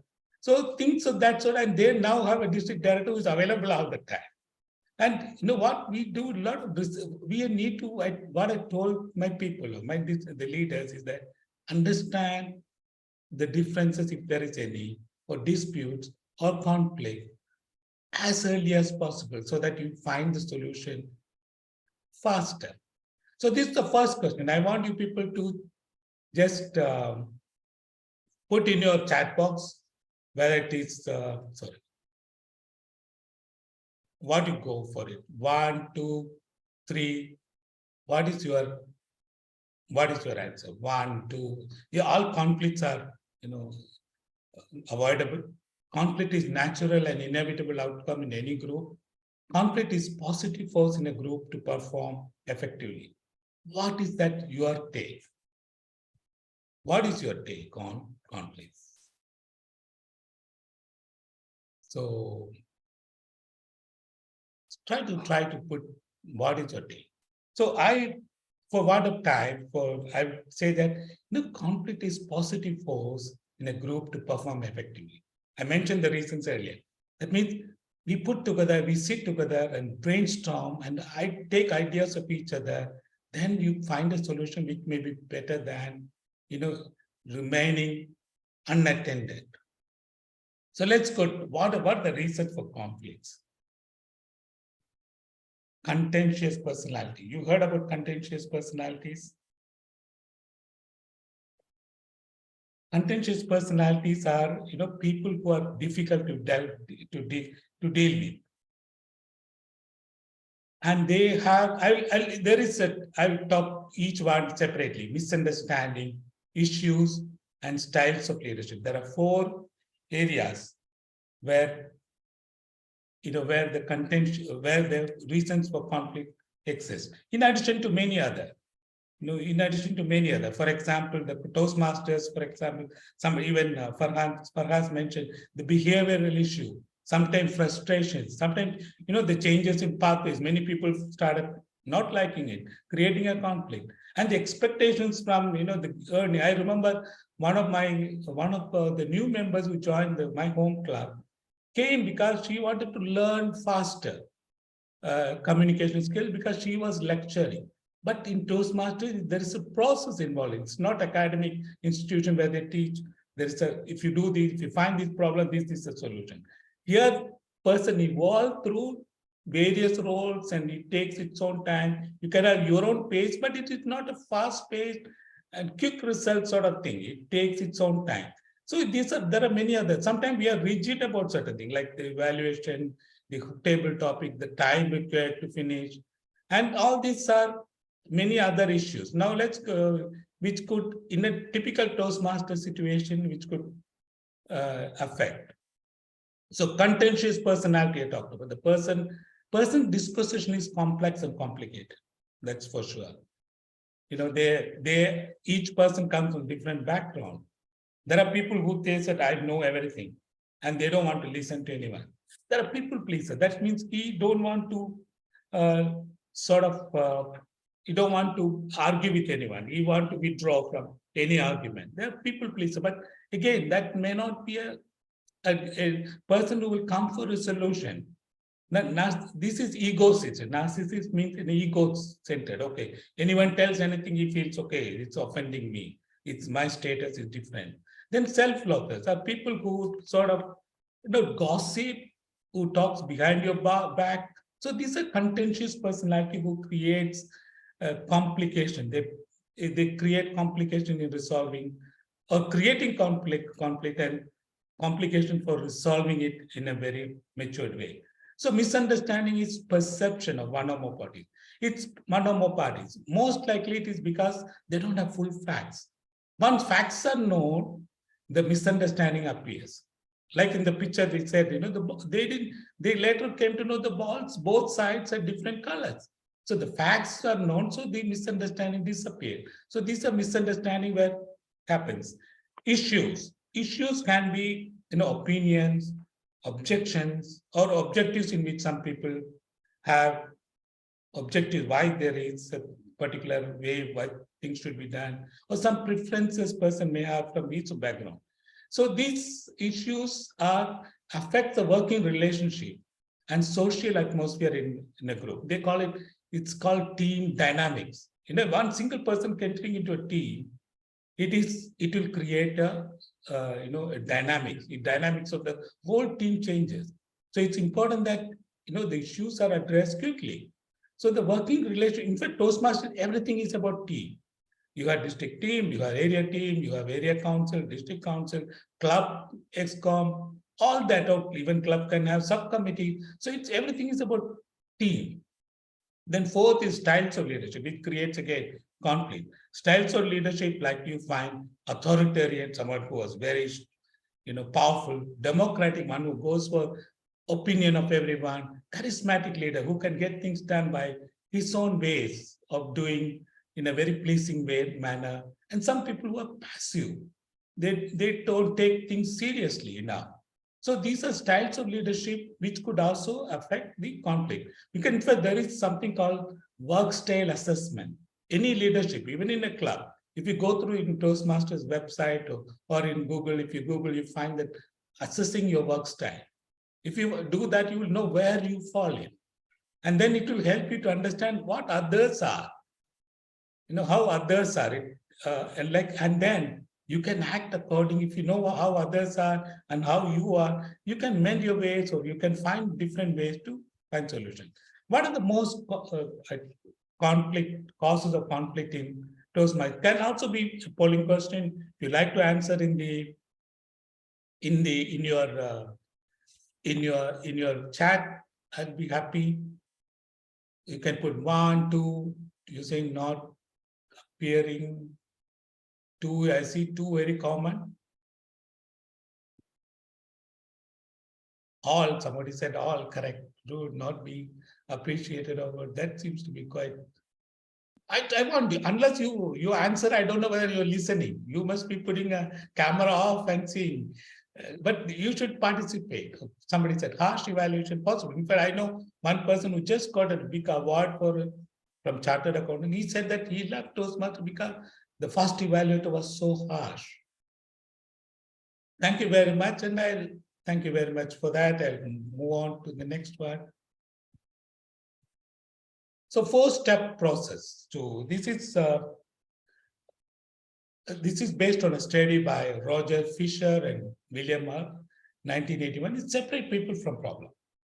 I know you would have heard this many times. Separate. How do you separate people from problem? Because it should not be mixed.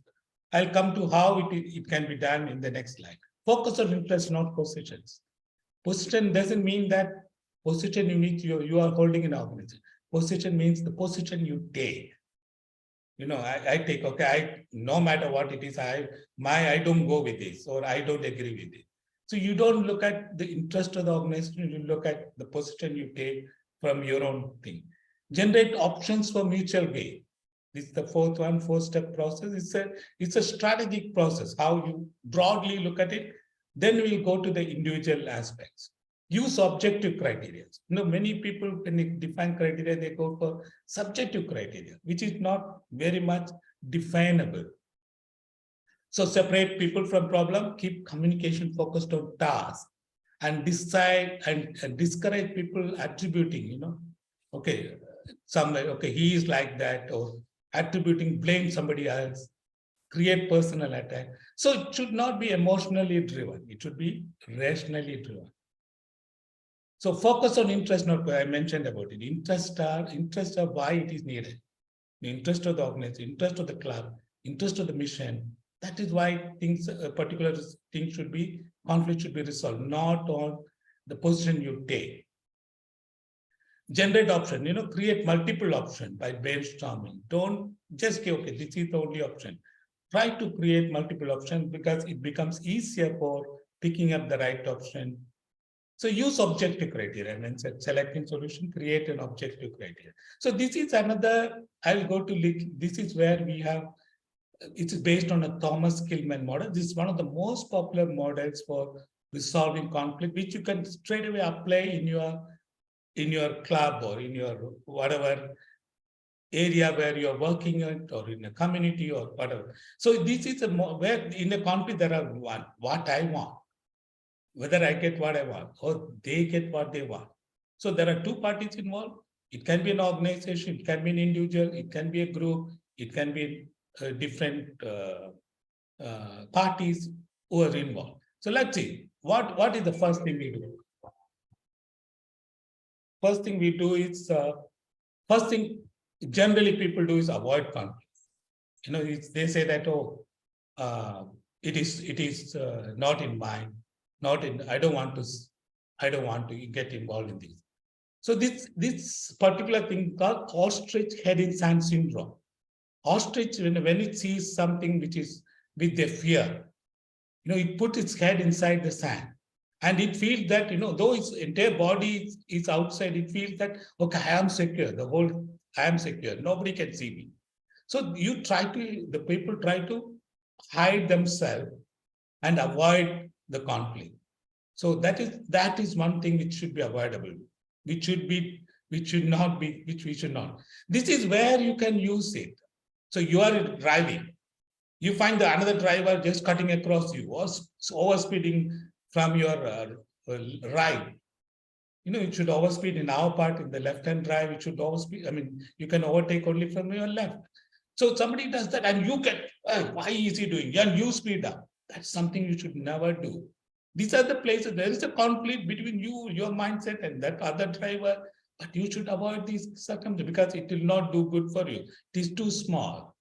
So, see, important, it is not important, best to avoid it. But then what are the problems with it? Conflict does not go away. It festers, that means it continues. Without true input, conflict cannot be resolved. The conflict will remain, but it will not get resolved. So it is very critical that you solve it with appropriate contribution of fresh ideas may be lost.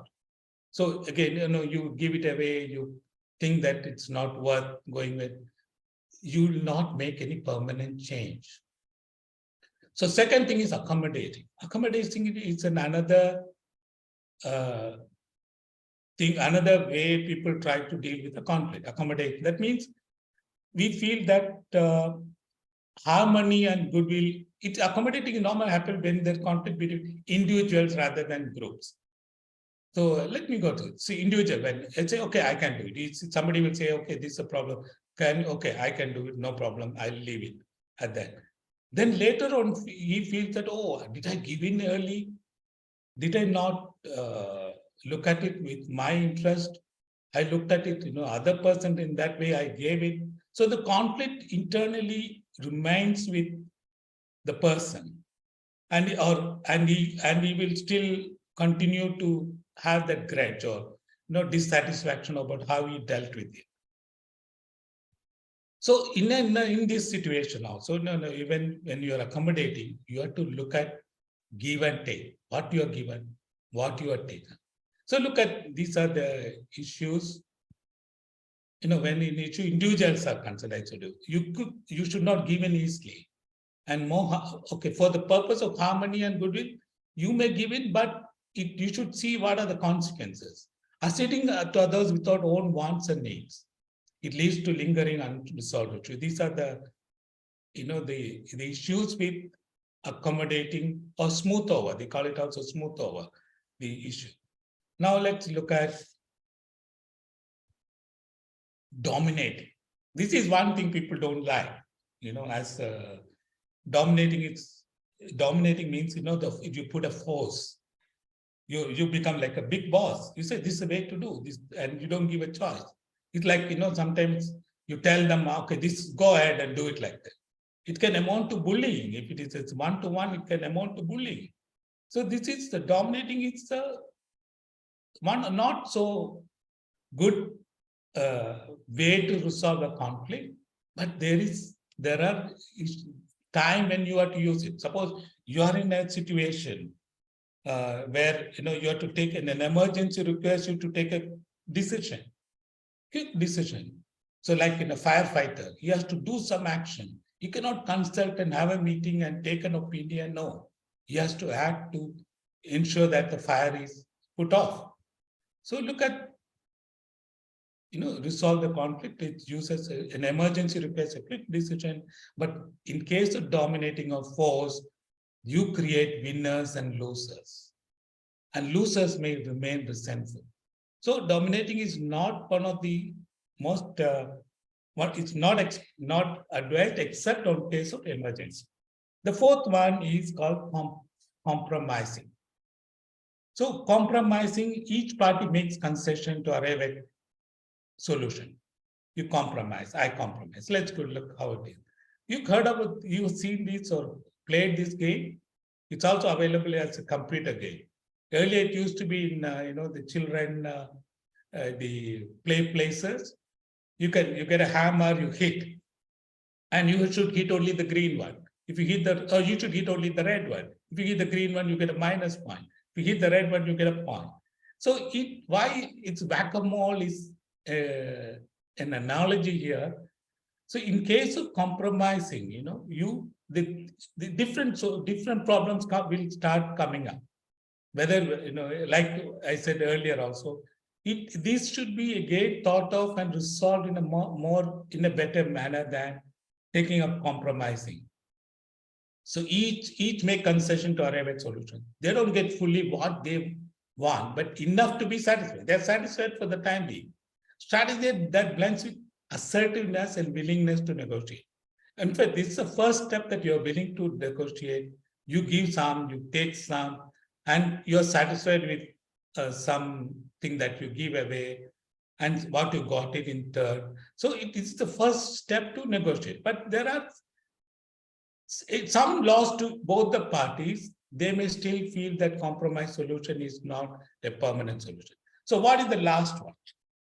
Collaborating. Collaborating is one of the most important way of doing things. So collaborating, let's see how do you collaborate? Find the root cause. Not symptom, but real problem. Focus on solutions. Root cause is something which we learn as I'm an auditor, professional auditor. So when I look at the problems in my organization, I try to look at the root cause. It is not just symptoms. It's symptoms could only, give up. There is a problem. Symptom only show that there is a problem. But like even in our health issues, we find that there's hand pain, something in your body pain, or you have cold, a cough, a headache. These are symptoms. There may be something underlying. So you go for a much bigger clinical test or go to a doctor and refer to him. So like that, and get to the root cause so that you find the right solution. So it's important that you don't go away. You have take the focus away from the problem. Allow all parties to speak. This is one important thing. Communication is one important thing when you come to finding a solution. The important skill here you learn is listening. And many people is not listening, but they're preparing to respond before you listen fully. So that is an impediment to find a solution for collaboration. Collaboration as a collaborative solution for a problem. Encourage all parties to listen. Identify the intent. Sometimes even body language, we can as a Toastmaster find out from the body language whether he is meaning what he is saying. So we have to identify that. Identify areas of disagreement, areas of agreement. So these are all part of the collaboration. Then search for solutions. So like there should be many ways to find solutions. Like one of them, I mentioned brainstorming. In brainstorming itself, there are 4 or 5 very well-known methods of brainstorming. I'm not going to discuss that because that itself is a major part of it. Reach for a consensus. Review solutions, evaluate solutions, and then get to a consensus. This consensus leads solutions, and the best solution you will find a win-win. Will be the win-win. When you split as 2 parties, as 2 separate groups, both will feel that we won, and we go back, and the solution for this conflict can be permanent. So these statistics globally says that win-win solutions are possible in 80% of the conflicts, provided there is a trust among the parties, there is understanding among the parties, and you find solution which is not like a whack-a-mole, like a game. One you solve, other comes up like that. It will be never ending. So win-win solution is possible, but these are the best way to complete commitment to resolution and no resentment or distrust. Collaboration requires time and patience. Yes, you cannot find a solution immediately. You may have to have many meetings. You may have to you can have a timeline, but then when you take opinion of everyone, they feel valued. So one thing about all this is, this is a small story. In one place, in one organization, they had a vending machine. So one person said, vending machine should only have items which are healthy. Other person said, no, items which are most people like to have. So this problem existed for a long time, and finally they removed the vending machine itself. So what was then when they analyzed the problem in a collaborative way, they found that behind the vending machine was the power and respect of the people. They felt that what they want to say, they have the power, and they wanted the respect. Other person felt the respect was there. So you have to find, when you solution, don't find the wrong technique, use a wrong technique to solve a problem, and then it can be costly. So you have to find the real underlying problem of a conflict that resulted in a conflict and find a solution that can be fully solve fully. So now again, conflict is bad for Toastmasters.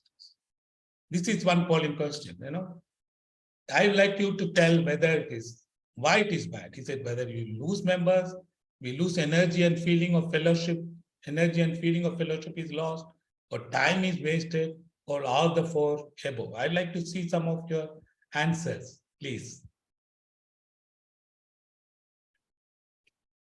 I don't see any. Please, I want to tell you one, not two or three. All the four, right? To some people, the energy and fellowship is lost, correct? All the four. Thank you. Yeah, all four. Four. Yeah. Okay, thank you very much. I think I also agree with all the above are likely to happen in a conflict situation. It is bad for Toastmasters. But what we learn, see, like I mentioned, I am an auditor. When anything happens, my chairman tells me how it can be prevented. He asked me, even if it's it may be ethical misconduct or something. He said, why it happened? How it can be prevented? So prevention is better than cure. So the conflict prevention, you have participative decision making. Collaboration, I said, is one of the best way of doing it, depending on the type of the conflict, but collaboration depending on the time available and the people. Then third is team building. Create a team which you can be trusted, respected, and they're part of a solution rather than part of problem. Effective resolution results in trust, cohesiveness, openness, solution, and diversity of thoughts. So effective resolution is the need of the hour.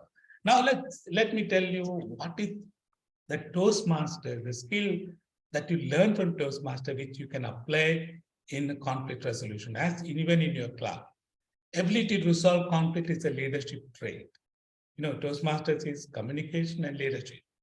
And our tagline says, where leaders are made. So leadership trait, conflict resolution is a part of the leadership trait. And you are getting, if you find a conflict and you're able to resolve it, your skill in leadership skills are improved. Active listening, you learn to listen actively, not passively.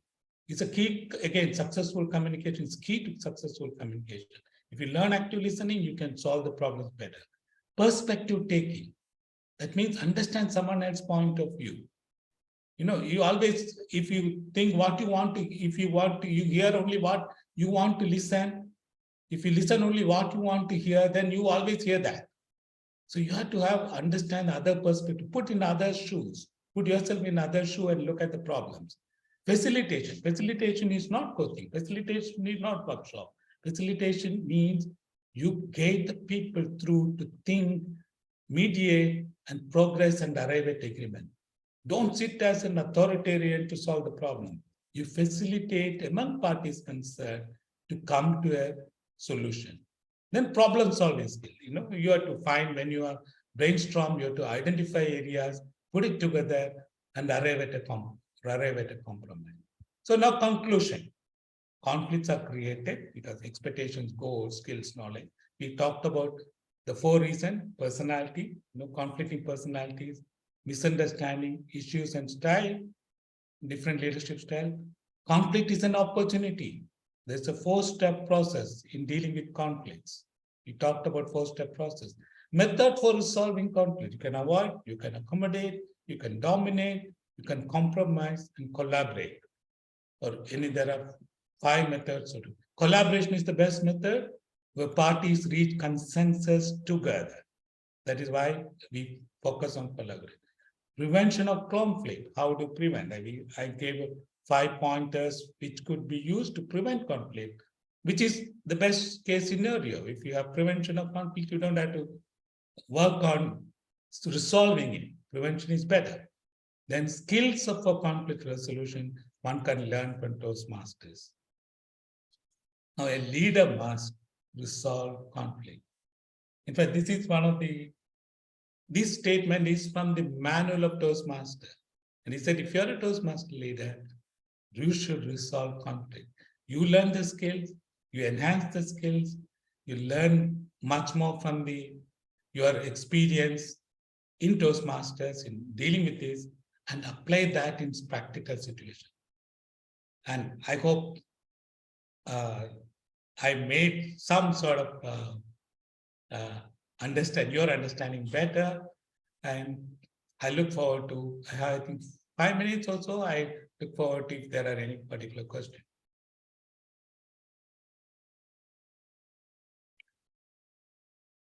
Would you like to, Priyanka, would you like to, or you want, how do you want to deal with Q&A, or do I have time? I think you can take few questions, DTM Sundar.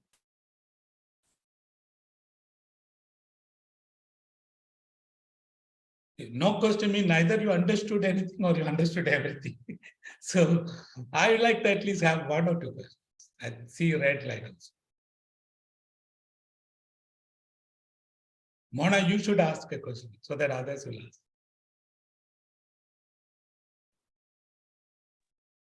Moderator, can you unmute Toastmaster Asha, Dr. Asha Pradeep? Dr. Asha Pradeep, she wants to ask a question.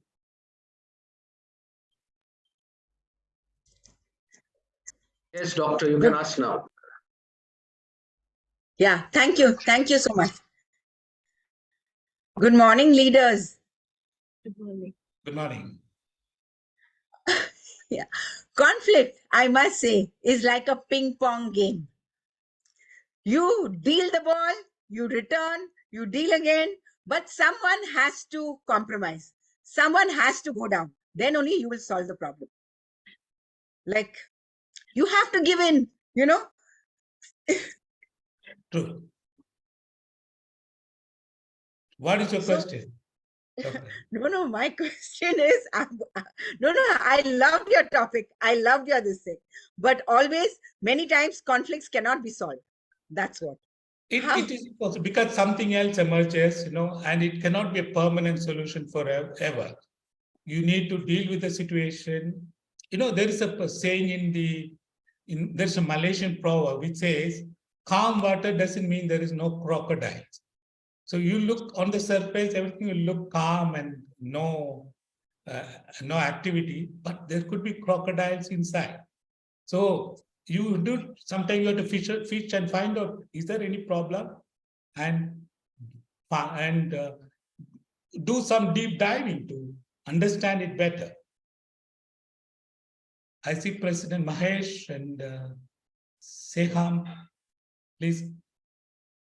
Operator, please unmute DTM Mahesh Iyer and followed by DTM Seham.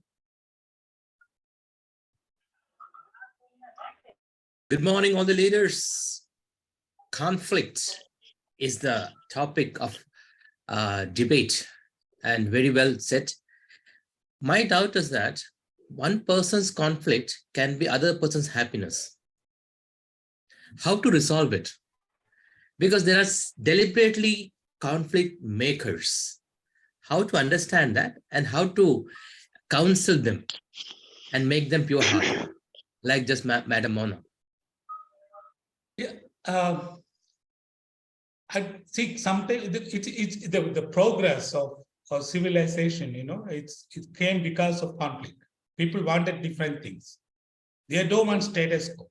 Today, we are with the latest, the technology. So today we talk about artificial intelligence or machine learning, or now much more than that. All this came because of, we are not happy with status quo. We wanted to have better life. So somebody questioned it, somebody argued about better things. And there are others who say like to be, happy with what they're doing. So it's a way to progress.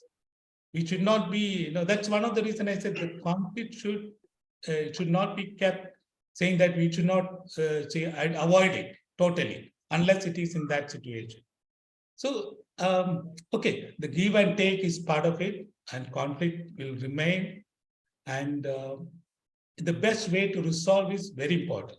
And the earliest way you identify conflict will make it less impactful, and it will not prolong the pain for a more time.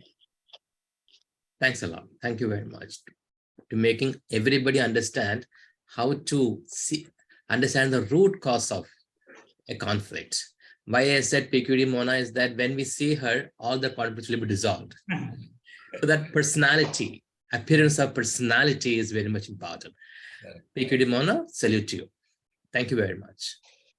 I see, Seham, I think that's the last question I can take because I see red light. Good morning, leaders. How are you all? Hope you are doing great. Good morning. Actually, depending on the concept of win-win situation, usually we have different characters or personalities during a conflict. What is the best strategy that we can follow in order to, satisfy all the different personalities and achieve win-win situation? Thank you. Yeah, I briefly mentioned this. The personalities, definitely, there are difficult personalities, but we need to handle them depending on the type of personality because we don't have any control over their personality. It depends on the background they come from, the grooming they had, the education they take on, the knowledge they have. So the personalities of each person is completely different from an other. And we had no idea about it until you really deal with them effectively or much in a larger way. So in a win-win situation, first thing is understanding each other well. We should understand each other well and willingness to work together. Willingness to work together and make that commitment that we have that we will like to resolve the conflict in a true manner. So unless we have this understanding each other, willing to make the commitment, ability to work together, these are the fundamentals on which you can work and get the win-win situation.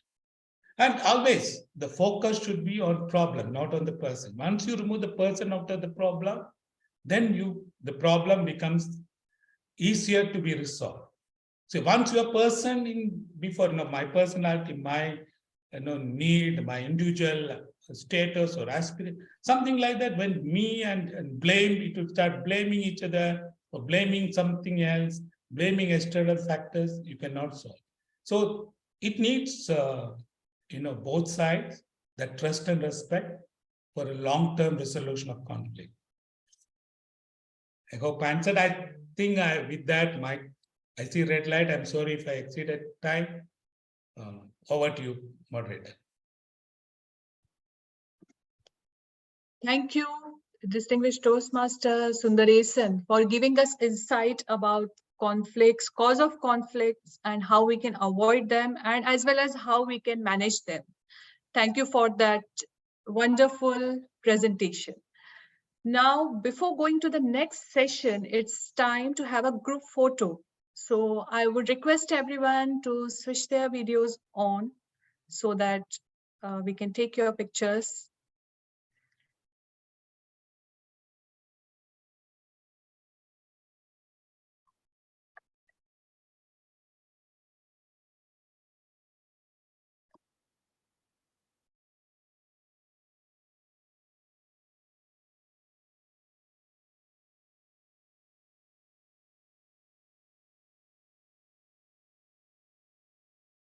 I think, moderator, you will take the picture. No conflicts in smiling and showing a thumbs up. Okay. Okay.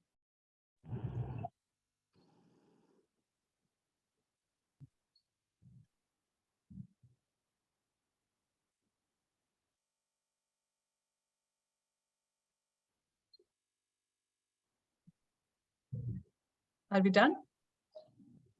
Or still some people are switching on.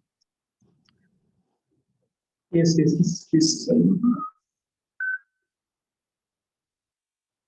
Some more cameras have come on, one more shot.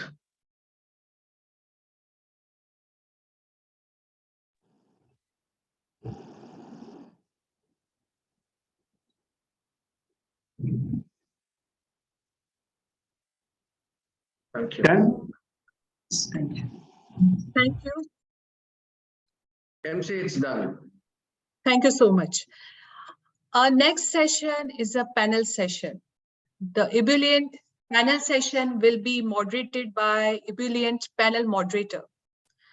Let me introduce a panel moderator for today.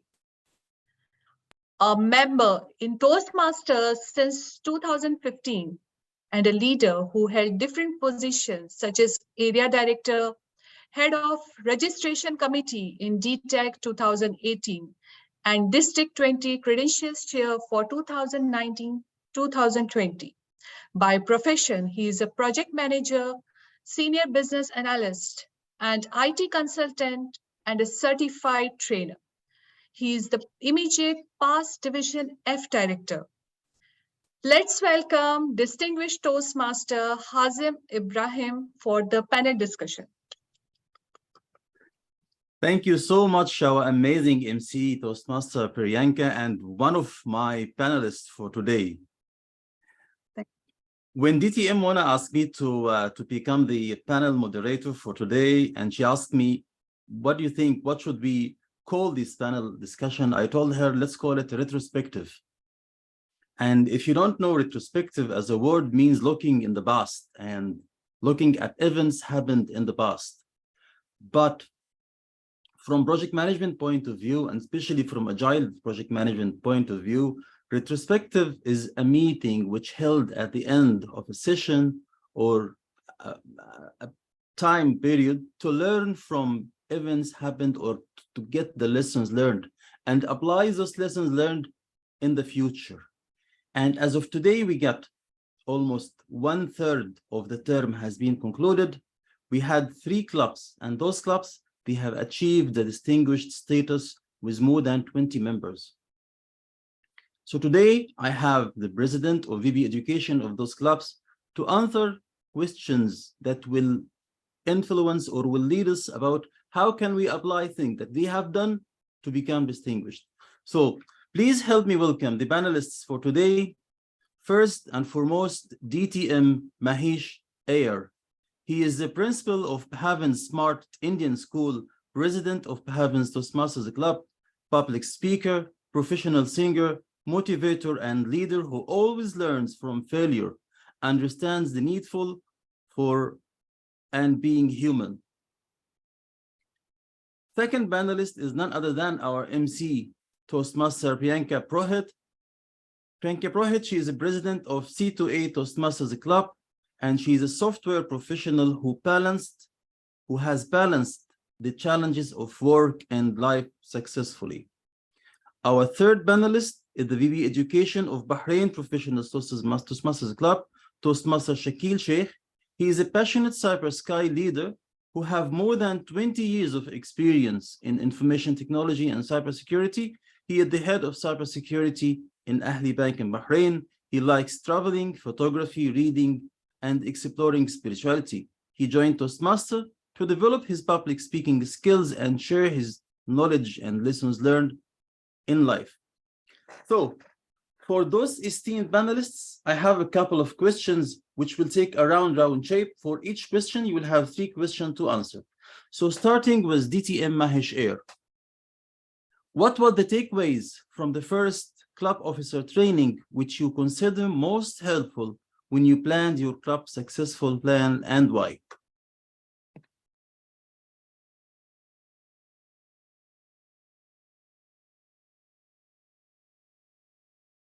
You're on mute. You are muted. I have unmuted myself, sir. Yes.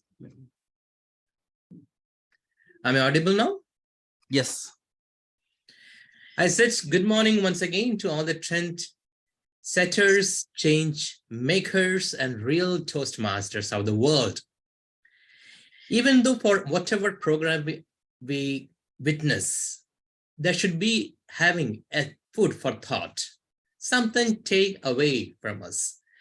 And COT was the brilliant platform for me. I still remember, if I retrospect myself, the first COT I attended was in the year 2016. When I went there, I could see different colors, different hues, different shades of personalities. And I found somewhere pushed into an ocean of knowledge. I learned how to manage a personality in a different ways. As we heard about conflicts, conflict starts there. If we cannot understand a personality properly, a mental conflict will happen. Why he is so smarter than me? Why he is so vibrant than me? Why he can give more gestures and vocabularies and really make some conflicts in different audiences. That brilliant billion-dollar question, why create it's a root cause of conflicts. But what I learned from the first COT is that if there is a will to do anything, a strong will with you, you can have all the roles of Toastmasters.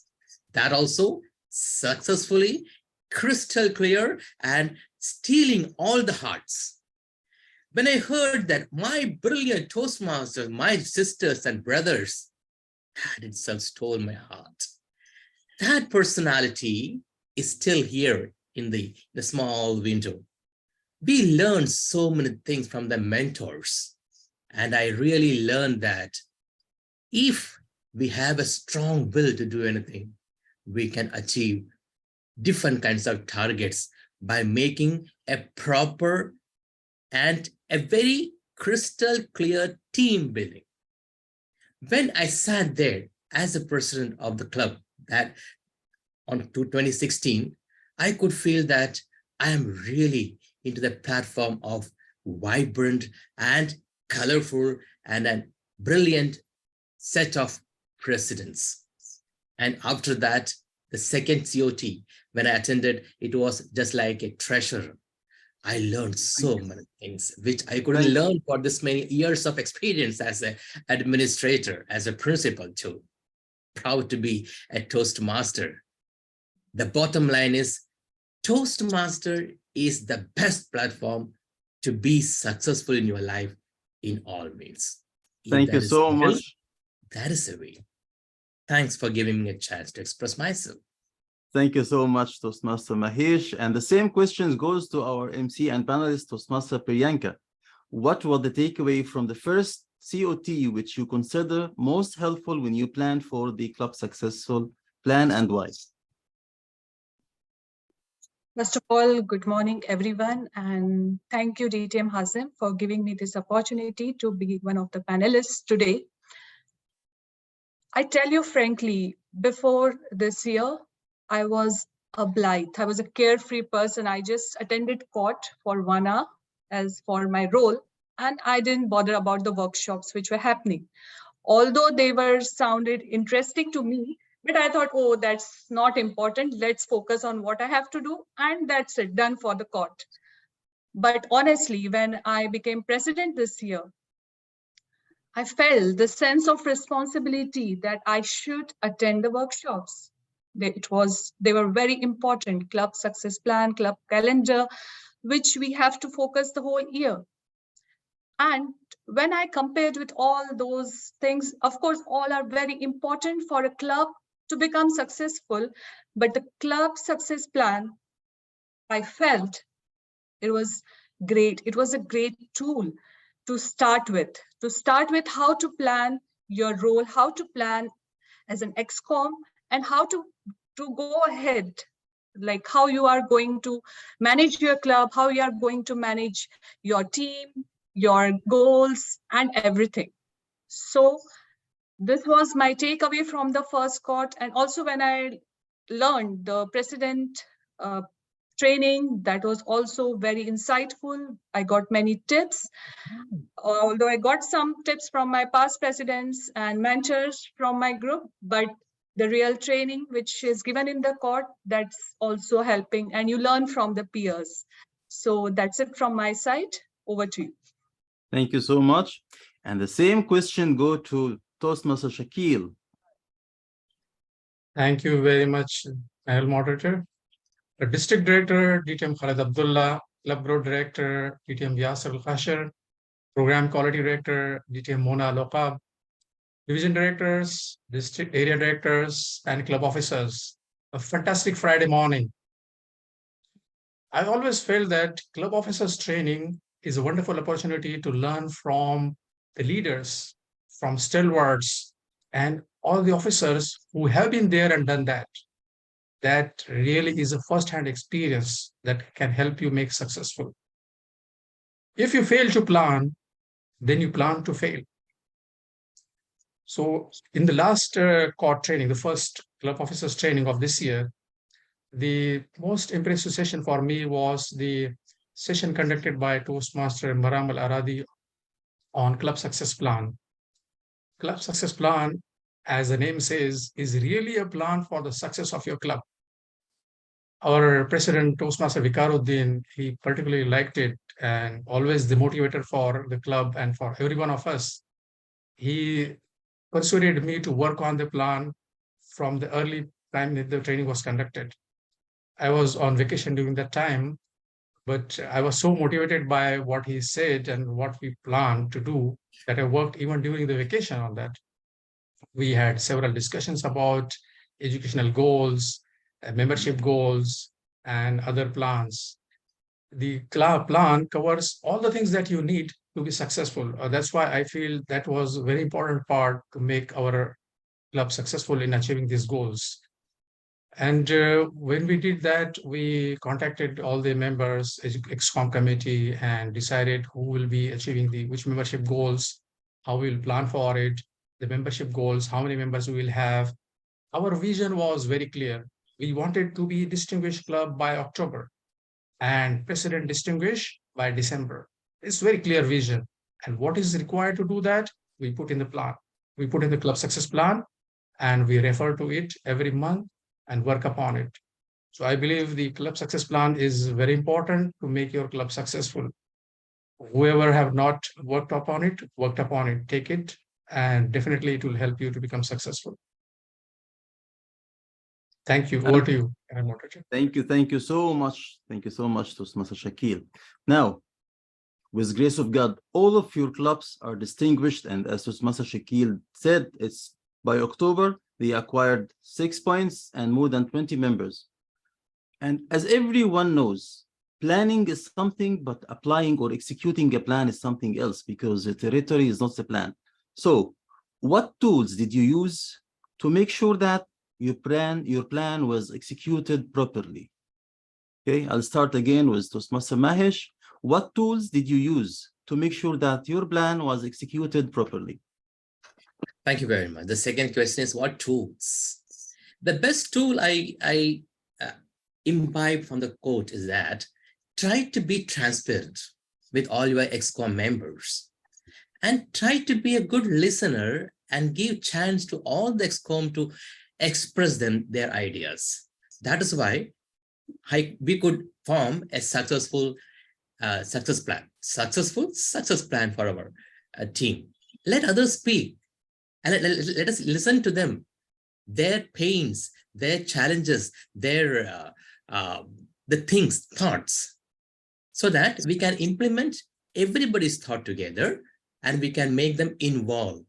That is a typical tool that I could see from court, and be a democratic leader rather than being a Hitler leader. Thank you very much, man. Thank you so much. Same questions goes to Toastmaster Priyanka.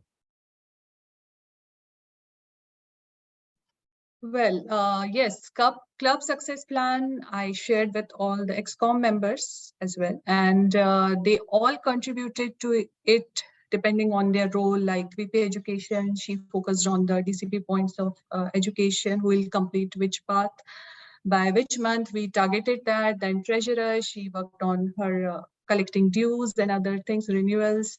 And like way VP PR and VP membership, they fill the other things.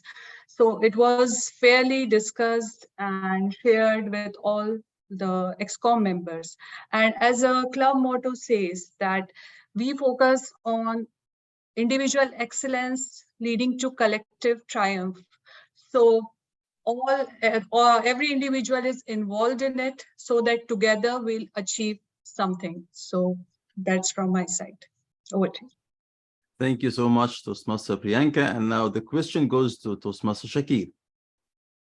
Thank you. I'll add a few more points on the plan. Having a plan does not guarantee a success because you need a good execution as well for that. And of course, for that you have to use certain number of tools as well. If you don't have a plan, then you're almost sure that it will not work because you don't know what you want to achieve and you don't know how you want to go there. Then how will you achieve that? So without a plan, definitely there is very much hindrance to achieve your success. There are many tools available. I believe even the cloud-based tools and spreadsheet tools. But I felt, I want to create my own tool. So I created my own spreadsheet to track the pathways and educational goals of all the members. I created another tool spreadsheet for meetings, planning the roles, and who will perform when. So these two tools help us a lot. I can share also. The spreadsheet tool helped tracking the role players, meetings, and we in fact plan for quarter by quarter. I said, let's work on the first quarter, 3 months. What will be the meetings? What will be the achievements of the goals, of the educational goals and membership goals, and work upon it. Then we work on the next 3 months. That really helped because you can focus, achieve, make actions for those 3 months and work upon it. So I think you can build your own tool. I'd like to add some more points on that. Tools should be helpful to you, make your job efficient, make your process efficient. If the tool is complicated or burdened, it will basically make your job difficult. So take a tool, use whatever you feel comfortable with, but having a tool will definitely make your job easier, make your life easier and make it more efficient. If you want, you can build your own tools as well. Thank you. Thank you so much. Thank you so much, Toastmaster Shakeel. And now, the most important question. What is the most valuable lessons that you learned and you want to share with us for the last 4 to 3 months? Toastmaster Mahesh. Obviously, as a democratic leader, I preferred and I learned from code that try to have a strong team with you, building a team. Alone, nobody can do anything. If you can make a strong team, understand their pains and challenges, you can definitely achieve all the goals of your life. And the club calendar. The club calendar gives a mirror to us on the desktop that each and every day, what we have to do it and how to achieve it. So according to me, club calendar and building team was a take-home most important thing that we've learned from Code. Thank you so much. Thank you so much. And now let's see what Toastmaster Priyanka learned. So what's the most valuable lessons that you have learned? Well, after building club success plan and having club calendar also, there are few things which I learned.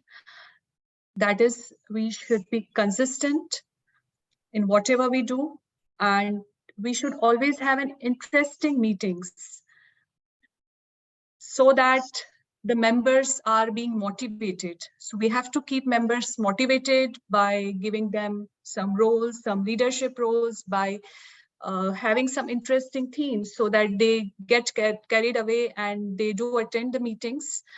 Then encourage the members leading, give them certain roles either at club levels or involve them in the subcommittees or in division area if there's events. So encourage them to participate, to lead.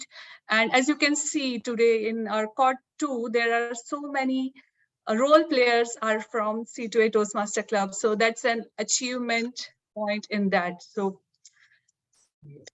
and one last thing, which we discussed in past workshops, that keep personal touch with members so that there will be conflict resolution always. We know their goals, and we as a club keep growing. So that's it from my side. Thank you. Thank you so much. Same questions goes to Toastmaster Shakil. Like, what is the most important or valuable lessons that you have learned during the first 3 or 4 months? Thank you, moderator. There is one very important factor to achieve any vision or a goal, and that is teamwork. As DTM Mahesh has said that no one man or no plan or no tool can achieve a vision unless there is a team committed behind it and they work all together. So the success of our club is due to the commitment by all members of our club, our commitment to the vision of our club, and the guidance and support from our esteemed leaders, DTM Khalid Jalal, Toastmaster Santosh Abraham, Toastmaster 𝗏𝗏𝗰𝗏, and our great motivator, Toastmaster 𝗏𝗏𝗃𝗏𝗯. The biggest lesson I learned is that all members have to work together as one team to achieve the vision of the club. I will take few more moments to share one experience during the renewal of membership. There were a few days left to get the award for membership. We all said, okay, why not achieve at least 50% membership renewal and get the first award? Then our president, all ExCom members, we all get active and we contacted the members. And within one day, we achieved 50% membership renewal. So we got the first award. And we said, why not achieve for our target for the next award, 75% membership? Then our vice president membership, Toastmaster Anisur Rahman and treasurer Toastmaster Tawfiq, they get more activated. They contacted the members who were out of the country or even not reachable. And we got the renewals and we got the second award. Then we said, why not achieve the final award? And then all members became active, contacted who were remaining. And then we all renewed 100% within third day and received the super energetic award. This all is possible because we all work together. So I think this is the first principle. If you all work together on one vision, that vision can definitely be achieved. Thank you. Over to you, moderator. Thank you so much, moderator, panelists, for all your lessons that you have shared and all the knowledge that you have shared. And I think we have few minutes for a question and answer. So anyone in the audience, if you have any questions to ask, please share it in the chat and we will convey it to the panelists.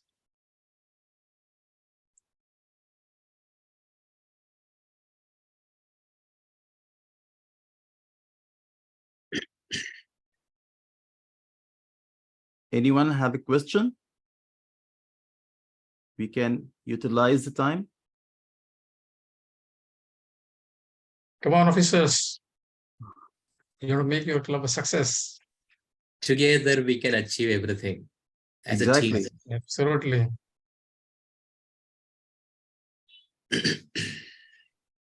Okay. I don't Many may be having their breakfast now.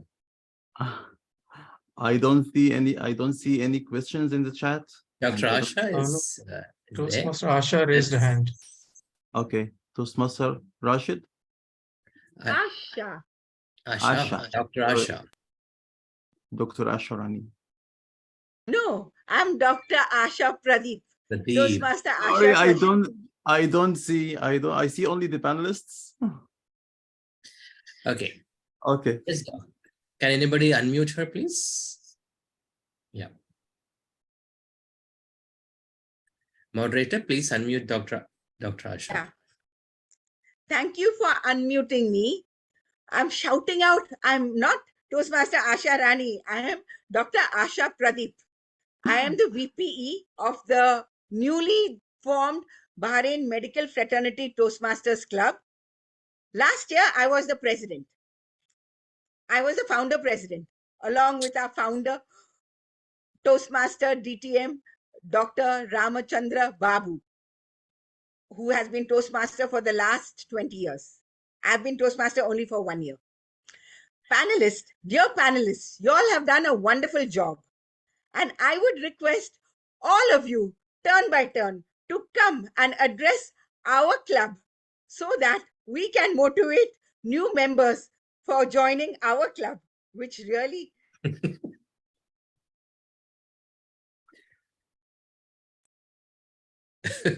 I think internet I think we lost her. She's back. Dr. Asha, you went off in between. She is only inviting you to her club just to motivate people and to motivate her members. So, Yeah, they were so good. So they should. We are still learning. We Well are still learning how to motivate our own dying club members and past members. But we are keeping our fingers crossed. One day or other, they will come back to us. Yeah, we are doctors doing CPR and you know, getting the really dying people to back into life. But as a Toastmaster club, we really need you to come and give us motivation. just with their experience, happy to help. You can sustain your club. Do we have other questions? Piguri Mona wants to ask something.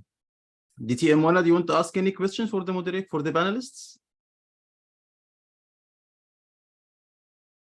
Hi, good morning again. And I actually don't have a question. I just leave the floor for the others to participate. But since no one is coming to step in, I always will have will grab the chance to speak to our successful leaders here. And I will say your advice for other clubs. I know that you are the 3 top clubs in the District 20 who achieved the distinguished, and you are 7 points or 6 points now, up to now. What is your advice for other clubs to follow your steps and how you've done this? I know it's not something easy to do, but comparing with the language clubs, I can see language clubs also, they are having 9 DCB points, just waiting for the quote to get the 10 DCB point plus the next renewal. I know the secret from there, but I need also the secret from yours, and then I can share theirs. If you say the secret, if you say the secrets now, you are going to catch hold of us that later on. Anyway, my personal feeling is that even though we make calls, there is something that even still we couldn't understand why it is that they're lagging behind to take up the roles. Even though they are more experienced, it is that there are so many people, they are lagging behind. They want an initiative and a motivation still being to take up different kinds of roles. What is making them afraid of expressing themselves? And that is what we are, because the other members, they will be seeing the progress of their own team members. Then only we can get new members. They will ask that what progress so-and-so had. I couldn't see that person to take up the roles and proceed further. So our own team members and the ExCom members should motivate and bring them for different kinds of roles. The same thing we are finding the same problem in our clubs also. We will definitely have a discussion with them, the ExCom members.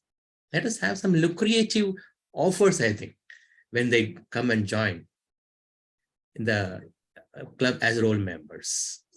So there is something which is lacking. Let us work on it.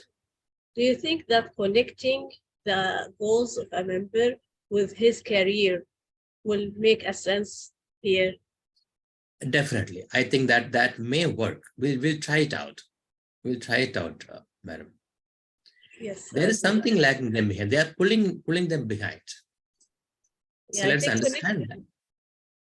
I think the most important thing I will share from my experience, I will say sharing the goal of the club with all members, not only keeping it in the expo.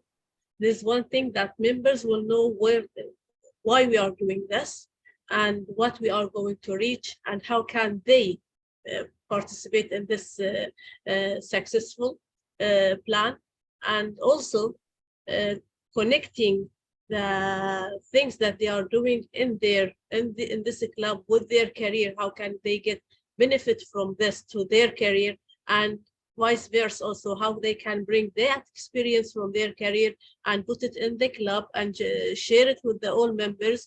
This is also something that will grab attention from all the members, and will make like a family environment here, sharing experience from different members from different,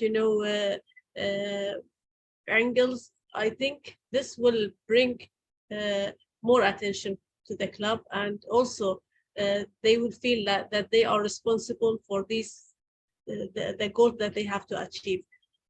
This from my side. I don't want to take tie it out. I don't want to take the time, but this is something like for general. I know that since you reached that point, for sure you are doing this. But yes, Shakir, I think he's trying to say something. Yes, please, Shakir. Yeah, yes. Thanks, PQD Mona.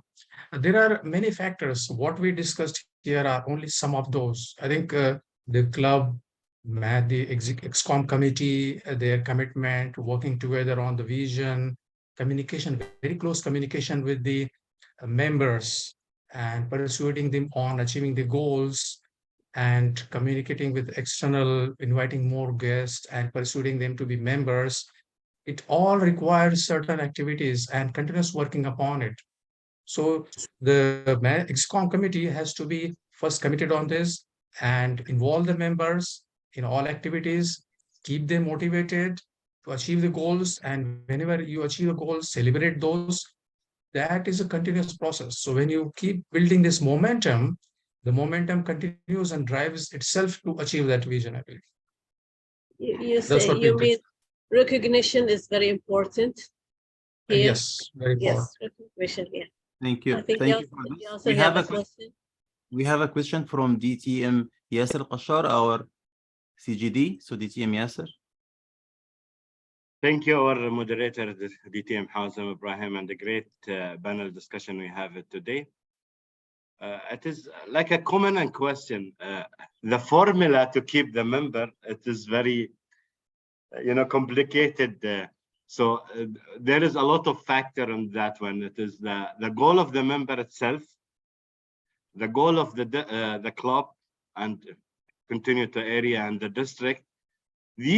All this goal, if we have it from the beginning of the term and share it with the club members, this is our goal as a clubs, with the district.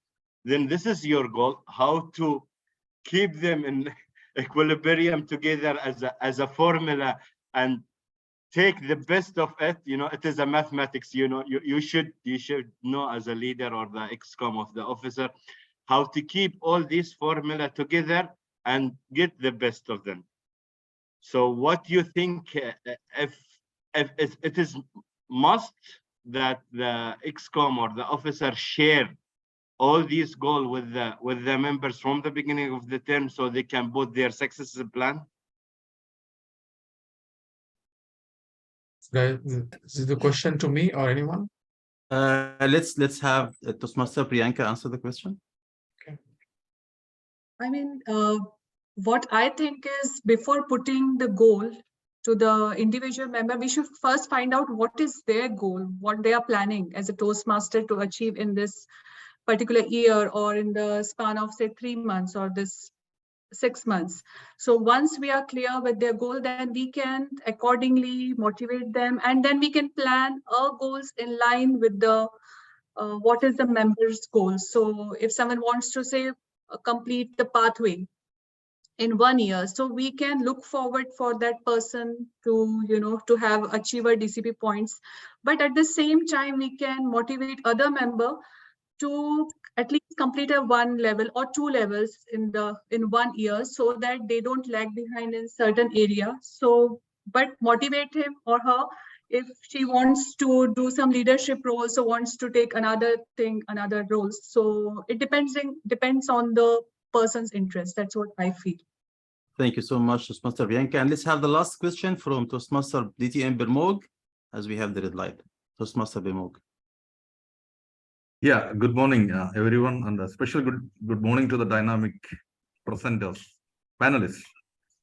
So my question is, I believe that unless the ExCom takes the leadership, it will be very difficult to inspire the members to take up roles. But I find it in many clubs, the ExCom not taking active participation in the club meetings. Yes, it becomes a practice that the VP head is running around to get the role players and the president ultimately involved in finding out the role players. But other officers of the ESCOM usually, I'm not talking about every club, but some clubs I found out that usually don't take active part in the club activities. How to inspire the team spirit of the ESCOM? That is my question. Let's have Toastmaster Shakil answer this question, please. Thank you. That's a great question. Yes, how to get the team spirit in the ESCOM. So when we form the ESCOM, you first decide that, okay, we are the executive committee of this club. Then this is our duty, our vision to achieve this. So that is the first commitment we have to get from all ESCOM members. That's a very important thing.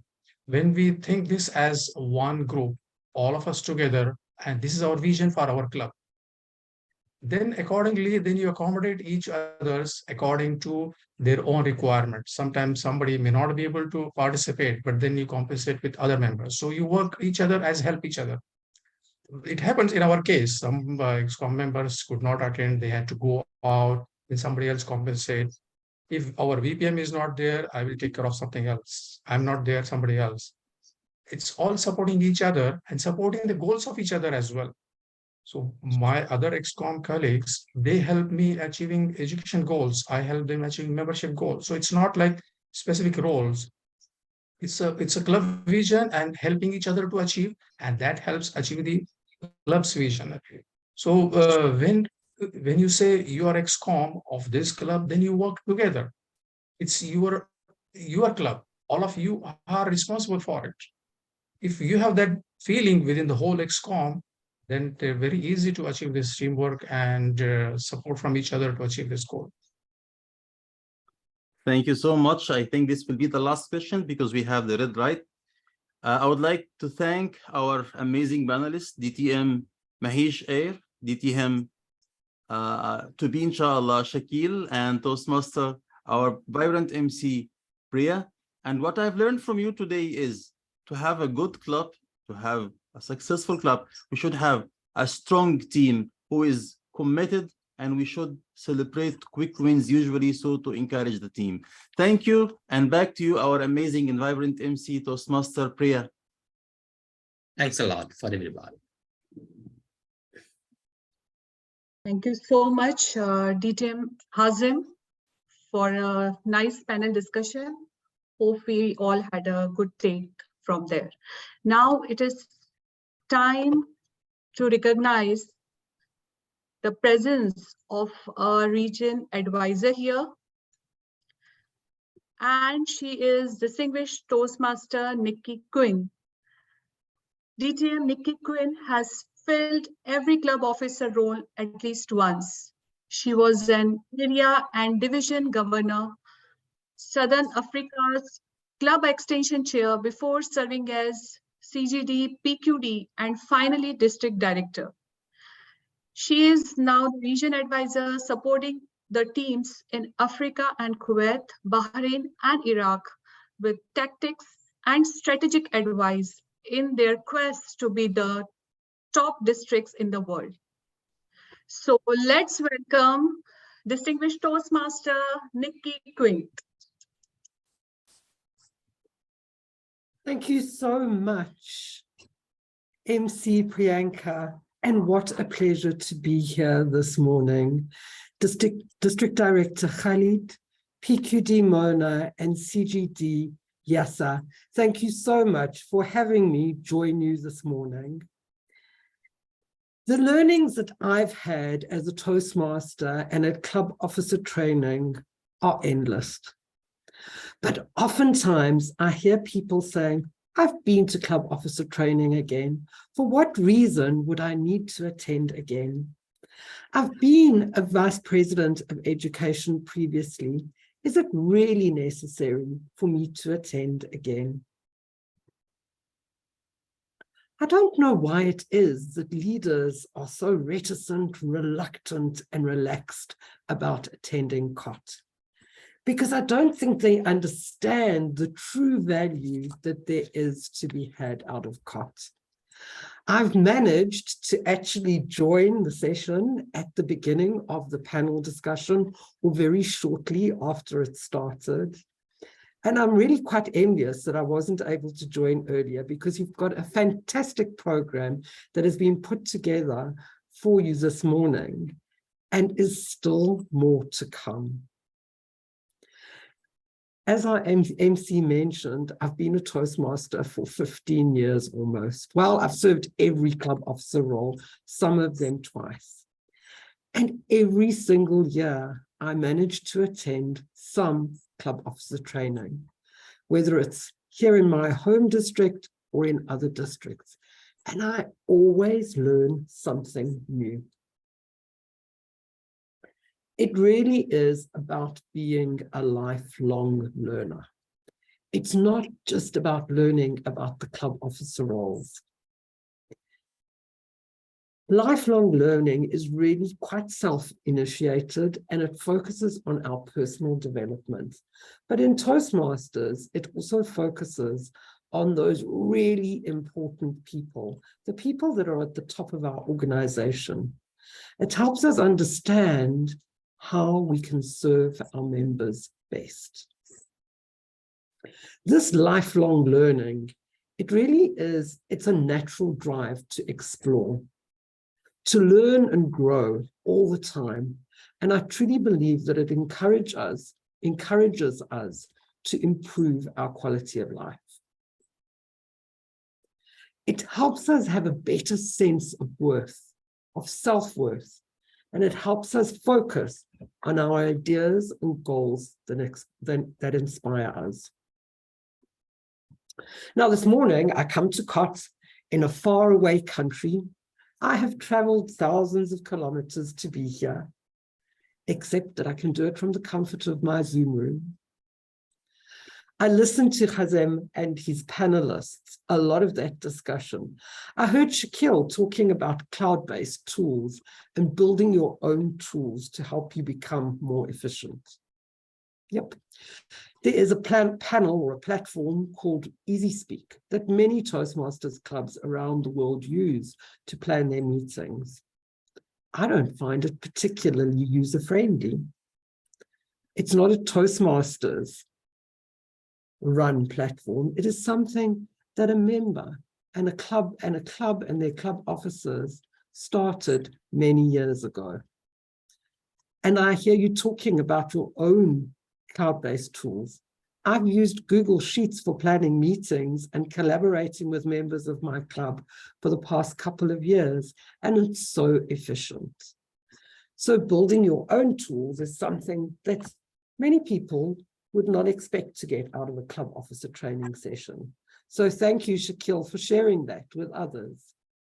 Priyanka talking about how important it is to stay in touch with members. There's a district leader in my home district, and he talks about a phenomena or a movement called in touchness. And it's so great to see so many of you here this morning with your cameras on and engaging.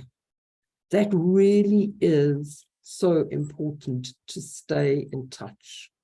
It's become difficult in recent years with the advent of Zoom and hybrid. But you know what? We still have these very old-fashioned devices. I try to use them sometimes for what they were meant to be used for, to actually telephone somebody and talk to them, because that's staying in touch. There are new learnings that I'm gaining working from the leaders in District 20. I've worked with leaders across the globe over my entire career for the last 30-odd years. I've worked with leaders as far afield as Malaysia and Singapore, the United States, and of course, in the Middle East. But I am learning more about Bahrain, Kuwait, Iraq, and even North Africa now. So the learnings never, ever stop. I'm learning about new ideas, different innovations, energy levels, creativity. It's always different. Dr. Asha's energy levels, and I could see her wanting to be heard, but her energy levels were palpable.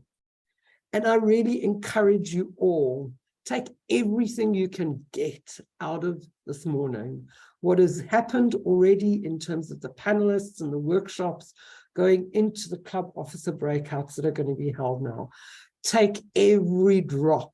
I know that you will all learn something, and it will contribute to that level of your own personal self-development and sense of self-worth. Thank you so much for having me. Back to you, MC Priyanka.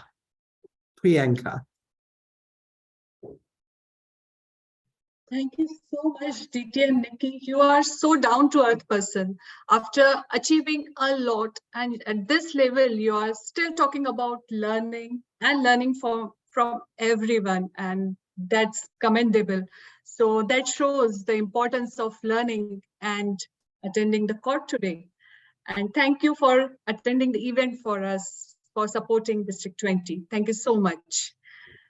Now it's time for introducing our trainers.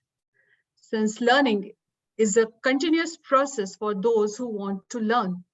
Today, we have 7 amazing presenters who will be helping us through learning process. Before we move out to the breakout rooms, after the break, now I will introduce trainers for today. The trainer for president is Distinguished Toastmaster 𝗏𝒧𝒧 Bose. He's a CPA certified public accountant and also an MBA in finance. He's a 2 times winner of a Triple Crown Award and the current Division H Director. He served as President, VP Education, VP Membership, and Secretary of different clubs. Thank you, DTM 𝗏𝒧𝒧. Now to train for VP Education, we have Toastmaster 𝗏𝒂𝒂𝒃. He's an IT professional. He's currently the Area 37 Director and the President of BITP Club, Toastmasters and VP Education of ACME and TMC Club. Thank you, Toastmaster 𝗏𝒂𝒂𝒃. And then to train VP Membership, we have Toastmaster Dr. Hor Karosa. She's born and brought up in Egypt. She has been in Toastmasters since 2021. She's a Triple Crown winner and 5-member sponsorship in award winner. She's a certified trainer, business coach, and business developer. Thank you. Now to train VPPR, we have Distinguished Toastmaster Zahra Al-Mukharrak.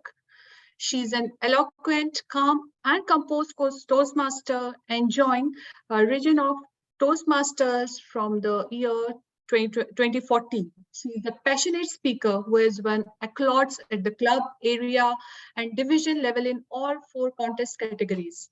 Her leadership roles are definitely a big feather in her journey. She has also enriched her knowledge by being the Pathways Ambassador in the year 2017, the marketing head of DTech and Area 35 Director in 2021. Thank you. Now for secretary training, we have Distinguished Toastmaster Annadata Murli Manohar. He's a Toastmaster with a difference. He tries to learn something new daily. He has presented all club ExCom roles in club officers training courts and held all ExCom roles except treasurer. Thank you, DTM Murli. And then we have for treasurer, the trainer is Toastmaster Dahalia Aldeep. She joined Toastmasters in 2008. She started out as a member of Cairo Toastmaster Club. She was VP membership, then VP in the Cairo Club In 2010, she established the Alexandria Toastmaster Club and led it until it was chartered in 2014 and then became its first president. She is currently treasurer of Alexandria Toastmaster. She is a copy editor, translator, and content writer by profession. Thank you, Toastmaster Dahlia. Then for Sergeant at Arms, we have a trainer, distinguished Toastmaster Khalid Jalal. He is an IT professional who won multiple CIO awards. He is addicted to coffee and chartering Toastmaster clubs. He has served as District 20 Club Growth Director during the term 2021-22. He has chartered 12 clubs and revived 5 clubs since joining Toastmasters in March 2018. So I welcome all the trainers. And with this, let me move to the last session of the main room. And it is the words of gratitude from our head of education, Toastmaster 𝑣𝒊𝒂𝒰 𝘂𝒂𝒃. She is a text consultant, a German translator, and a food blogger, and ever charming, smiling, a fighter, I would say. And over to you, Toastmaster 𝑣𝒊𝒂𝒃.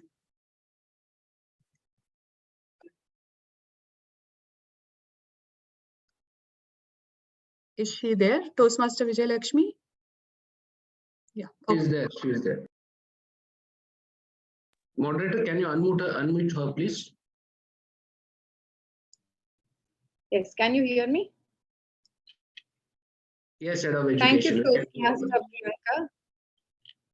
Honorable Toastmasters and our most valued guests, it is my privilege to have been asked to propose a vote of thanks on this occasion. Our sincere thanks to the people who inspire us to keep learning always. Our regional advisor, distinguished Toastmaster Nikki Quinn. District 20 Director, distinguished Toastmaster Khalid Abdullah. Program Quality Director, distinguished Toastmaster Mona Alokab. Club Growth Director, distinguished Toastmaster Yasir Al-Kashar. Thank you to Division I Director, distinguished Toastmaster Roshan Lewis. Now we will be giving certificates to appreciate, recognize, and thank some of the people who have made it a big success. Distinguished Toastmaster Faraz Farooq as a workshop presenter in the Cord 2 training session.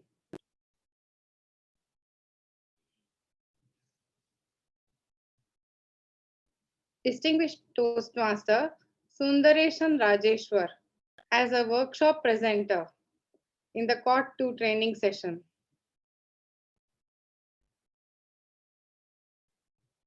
Distinguished Toastmaster Hazim Ibrahim as a moderator for the panel discussion in the Club Office Cord 2 training session.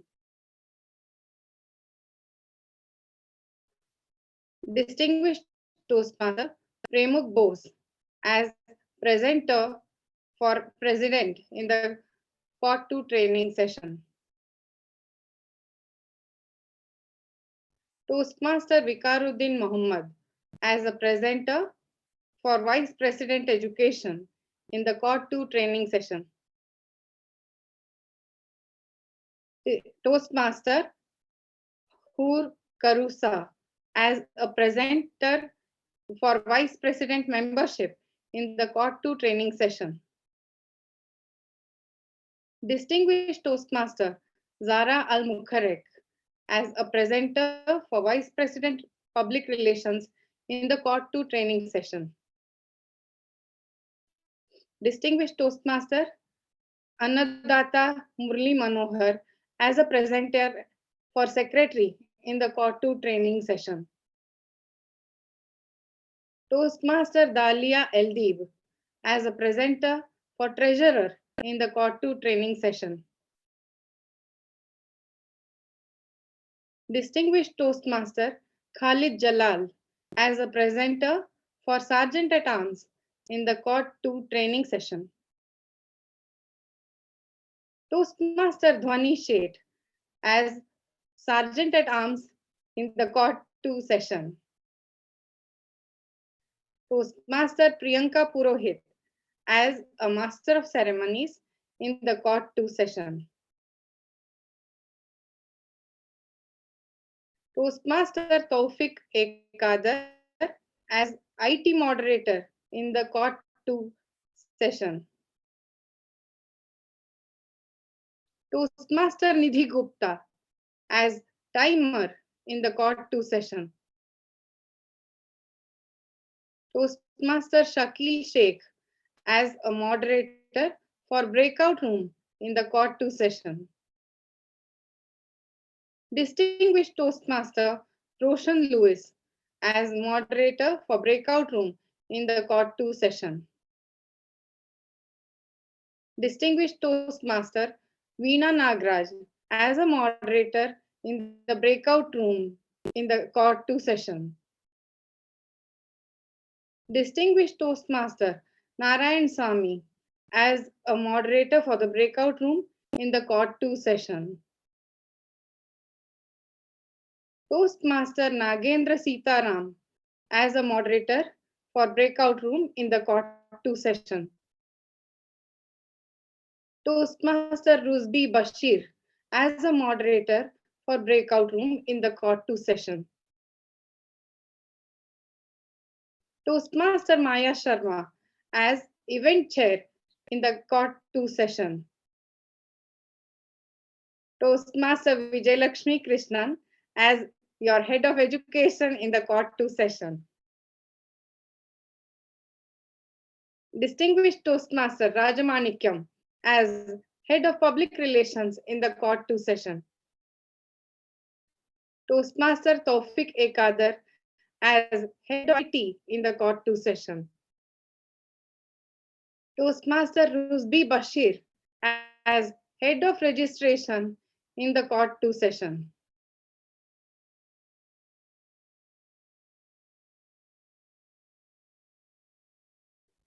I sincerely thank all of you for being such an inspiration to make this full session a big success. Over to you, Toastmaster Priyanka.